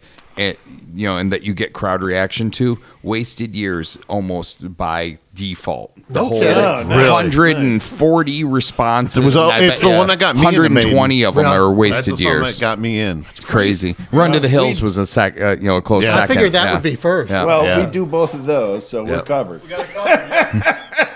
Greg, I couldn't even guess what your I number know. was. I throw you guys off all the time. Yeah, you do. It's the Captain and Tennille. Did anybody see my list? The 'Cause No, I didn't. Blue Lagoon and the Sweet Rockers. it's funny because it's like one of two, and now one of those has to be number 6 because I already did 4 others. So I'm gonna stick on the evolution path because a lot of these bands had serious influence on me. So I'm going ZZ Top, Wow. Yeah. and that's kind of know. probably a mind blower, right? 'Cause, Yeah, it is. I had So it's a good thing we already had 3 ZZ Top on the Right. list. Yeah. So early on, so I'm going to go between the age of 7 and 9, let's say, I had inherited a bunch of albums. One of them being this best of ZZ Top from the 70s. Really? It covered only the 70s. Oh, shit. So, my influences in ZZ Top were, cheap sunglasses, LaGrange. Lagrange. Tush. It was Tush, but it was Jesus Just Left Chicago. Oh, yeah. Heard It on the X. Nice. What's the bus? Wait, Waiting for the bus or Well, something like yeah, that. that goes hand in hand with the other one there too, right? I mean, they the Jesus Just Left Chicago. Yeah, they blend and the- into each other. Yeah, they blend into each other. So these. Oh, and Party on the Patio. Party on the patio. So I could have, at like the age of 8, I could have sang you any ZZ Top song from Nice. the 70s, word for word, because that shit just stuck with me. I used to listen to it every day. And I spent a good majority of my time after going through all those fucking Hal Leonard guitar books that I did my lessons from, just playing the blues. Because after I stopped doing that, that's all I wanted to do. I was just, Yeah. I'm going to be Billy Gibbons. You need a beard, though. and I actually, I think I became a fairly proficient blues player at one point, and then decided that, I wanted to play rock and roll. So, yeah. ZZ Top for Greg. Top. Yeah, I think John, your I number. think I know what BB John's number one I think is. B.B. King gave Billy Gibbons a little advice about why are you working so hard with playing your strings. Yeah. You're playing too many strings. Let me. I think I could. Can everybody here guess what John's number one's going to be? Could you possibly think? Could you even Definitely imagine? the one-armed guy from Def Leppard. That's a good choice though, because he's pushed on. He's awesome. That's good. Yeah. You got to give that guy credit. Me thinks it's a Bonzo. I can't help but use it. It's not.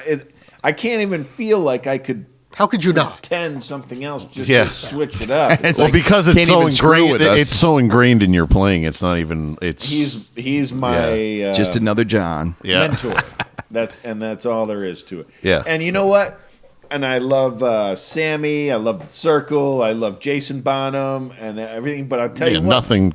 Jason Bonham's an amazing drummer, but there is still nobody like John Bonham. No. Nobody that plays like that. Never was, or does never it will like that. be. Exactly. And it fascinates me every single day. I'll never be tired of studying that guy. Believe me. It's awesome. It's a good pick. It's a good pick. Yeah, we knew what that was all going to be. Yeah, there's no way around. Too I can't good. Even, Too good. Too good. Too I good. just need to get it. I need to get that clip down to that. Too good. Too good. My number one, or is, I mean, you can take. You guys all said you knew what it was going to be. Jimmy Page. I was thinking Jimmy It's gotta Page be or Led Jimmy Zeppelin. Page. So It's Jimmy gotta Page. be Yeah. Jimmy Page. yeah, Jimmy. Well, to me, Jimmy Read you Page like is a Led book. Zeppelin. yeah. It was hard between him and Ace for me. Oh, good catch. Good catch.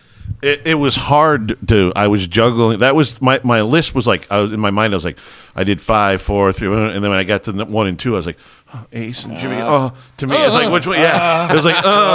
But Anxiety. Page, when you get to songwriting, recording, his recording ideas and the way he recorded, and I mean just everything with him.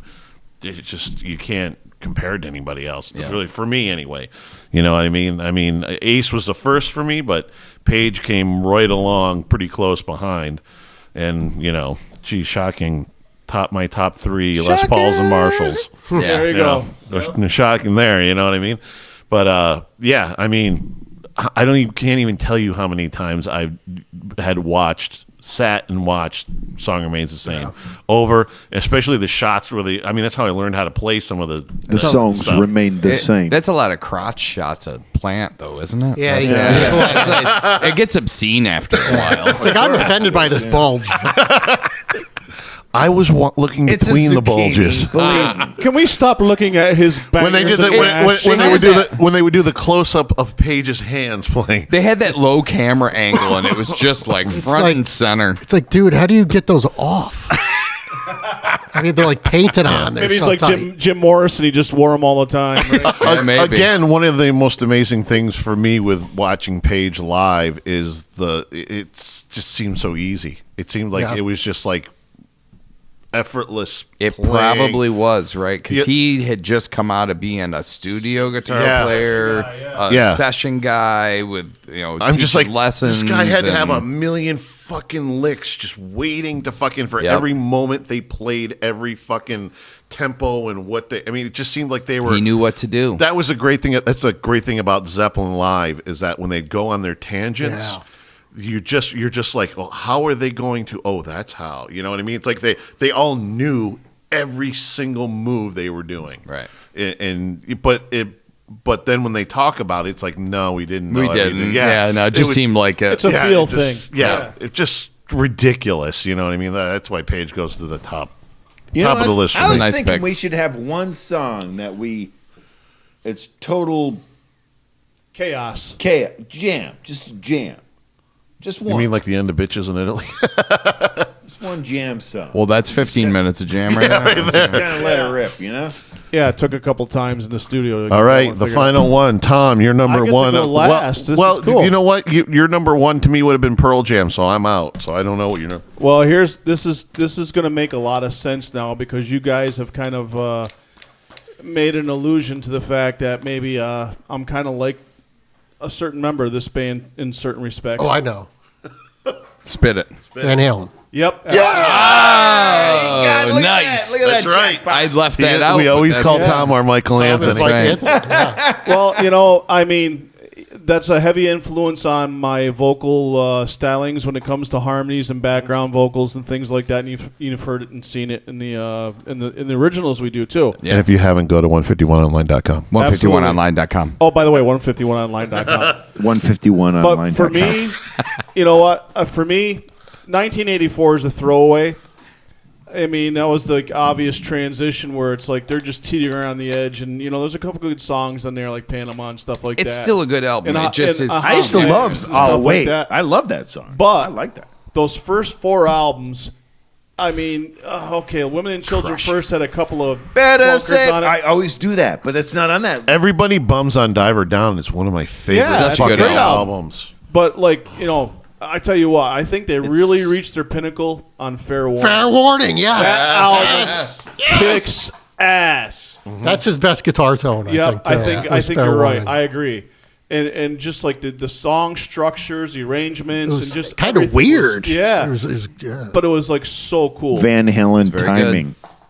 Oh, Van Halen timing is a Timing thing of is- its own. They have forget their it. own definition of it. Yeah, it's a whole. It's the brother thing. It's Yeah. it's Ed. Yeah. And it's, because it's they only just Ed played and Alex. together for how long before they Sail actually away put a to- band together? Yeah. You know? So Yeah. they knew each other Something intimately. The guitar when they were led playing. the drums. Save the million Yeah. That's the difference, you know? Yeah, the bass and the drums are not like locked in as much as the guitar and the drums Yep. are in Van Halen. That Yep. makes a difference. But then again, if you listen, those first like 4 or 5 albums, the bass is buried in the mix. Oh, yeah. But if you listen close enough, I mean, Michael Anthony is so underrated as Yeah. a bass player. You hear some of those little licks and stuff he's throwing in there. It's like, holy You want to hear shit. some Michael Anthony? You go Chicken Foot. Chicken Yep. foot. Chicken And foot. you'll really hear Chicken the, foot. you'll really hear that motherfucker. Chicken play. foot. Yeah. And you know damn well that he wouldn't have got to play with those guys if he wasn't good. Exactly. You know, Yeah. like Exactly. you can bust his balls all day Sure, long, and sure. it's fun and it's funny, but the Yeah, guy Kind of takes one for the team. Yeah. You know, Yeah. you know where he takes one for the yeah. team in Van Halen is because, okay, so you've got Dave, who's with lyrically and doing his thing, his Dave His thing bombastic lyrically, The and Dave stuff. Show. Yeah. the Dave Show on record in these songs, which is really bringing these to more even rock pop songs. That's Yeah. Dave. Yeah. That's Dave. Then you got Ed doing these, revolutionizing guitar.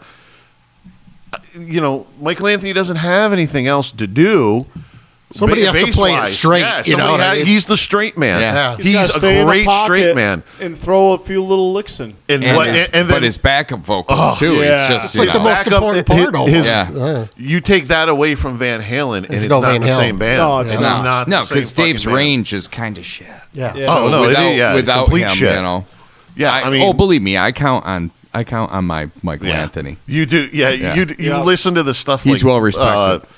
Feel Your Love Tonight and stuff, Yeah. and I mean, there's so much great stuff with Michael Anthony. His vocals are so awesome. Yeah. You know what I mean? Our That- Michael Anthony has those vocals too, though. Oh, yeah. Yes. Yeah. It's like the same thing. Why, Yes, he thank you. does. Yes, he does. Greg and Tom's thing. I go low, you go high. Yes. That's right. That's right. No complaints. That's It why works all like- the backing vocals I was doing when these two started doing that, I was just sometimes we play out live and I'm like, they don't need me. I'll step back for a minute. I don't need to do that. Hey, guess what, guys? We're hitting the 151 mark right We now. just 51 right now. I think we need to get out of here. Well, wait. You got to do a couple of. We got to do a couple honorable mentions. Yeah. Okay. I'll tell you one of my honorable mention is Tom Schultz, Boston. Ooh. Nice. Lovey, Boston. Yeah. I mean, that's just amazing shit there. I still had, it would have been ZZ Top or the Cars at the top, and I don't think I could pick. Wouldn't drop one down. One of those is my top pick. Yep. Same thing. Foreigner, Bad Company. I could have went either Ooh, way Bad probably Company, because yeah. they both have big influence. Elvis Costello. He's kind of. I got into Elvis during the poppier stuff, but I never let go. He's such a great songwriter Yep. that I still He's prolific, can't comprehend how much this fucking guy has influenced music in his lifetime. Everything. He's touched everything. It's true. Yeah. That's it. Me too. Anybody got anybody? I already touched got everything. mine. I already Any gave honorable mine. mentions? I would have done Van Halen, Zeppelin, Yeah, Van You know, Halen. Yeah. Rush, fucking all that stuff. Yeah. I did have REO. All the usual stuff. I know REO. you guys aren't necessarily REO fans, right? No, But- I like REO Speedwagon. yeah. A matter of fact, that band that went on before us at the Glove, they did that REO Speedwagon song, and I think it was it you? I said that would be a great song to play. yeah, Great pick. that's Oh, that's yeah. just one of those stuck in my head from my dad, I think. But I love REO Speedwagon. What's the song? I can't To remember. Take It on the Run or Take It on the Run, baby. Is that what they did? I can't I think remember. so, yeah. I think that's what it was. Social Q. Social Q, yeah. They weren't whatever you said, but they're Social Q. Oh, I thought it was Well, that's- Static Q. No, No, Social Q. Social Q. I actually Q. Think about it. It's like, did you get the Social Q Yes, You know? yes, it's a social That's like cue. a play on words. They're on our liked list in the 151 page too. Oh, I So gotta if like anybody's watching and paying attention, They're a good check band. out Social Cue. Those guys sounded great. Great bunch of guys too. Awesome vocals. the I wish I drummer's could a sing like freaking- that. Drummer's a maniac. Yeah, drummer was a maniac. All right. Well, then let's do this Honorable one more time. mentions for me. Yeah. You can't go. Too I had bad. to say Led Zeppelin and of course Judas Priest because I grew up on that. That was my introduction to metal was Judas Priest. So I mean, And you other know than- what? Sorry, Iron Maiden would be an honorable mention for me because you know, Adrian and Murray there. I mean, Fucking great team. yeah, it's a great team. You know what? Honorable mention would be Alice Cooper. The two guitar the way the two guitar players in the original Alice Cooper used to work were like fucking phenomenal. Yeah, but he's And he also, survived the test of time. Yeah, he's that the too. guy to play with. The You know the what two I mean? guys from Thin Lizzy too. I was gonna say, amazing guitar work. 'Cause that- Two guitar player work Yeah. in that is they're like amazing. the original Slashes almost. Yeah. Like, just fucking kick-ass rock and a roll lot guitar of playing. just a lot of harmony flavor along with saying that edge type of shit. Yeah, type yep. of thing. Anything else? Anything else? I think we'll call it. We'll call it one more time. All right, you primitive screwheads, listen up. Time to make the chimmy fucking chongas. You can find us at Bob and John's Podcast at gmail.com, on Buzzsprout.com, and iTunes, or At Loose End Buttery on the Twitter and Instagram or Facebook Live. Or on the YouTube or Facebook channels at Bob and John's Super Duper Variety Power Hour. close enough. Nicely done. And don't forget about 151online.com or look us up on Facebook at 151. Is that 151online.com? Right? Yeah. Yeah. Yeah, 151online. Yeah, 151online.com. Are you sure it's not the- .com. Are you And, sure it's uh, not the 151? No, it's not. On Stop it. YouTube, you could just look up 151 online. But Yes. if you go to 151online.com, Yes, that's what You'll get all you'll kinds of actually information. see all of our videos, Right, audio. that's it, that's it, all you're our right. gig information. Biographies. Biographies, the whole Oh thing. yeah, Online. some sweet pictures. And go there and check out where we're playing. 'Cause we're playing March 2nd on Albany Shaker Road, Figgins. Figgins. and March PHI. 31st at The City Sports Bar and Grill in Clifton Park. Nicely So come out and see us. We got stickers. We got a whole bunch of stuff for you, and we'll rock your face off, man. That's right. Face melting.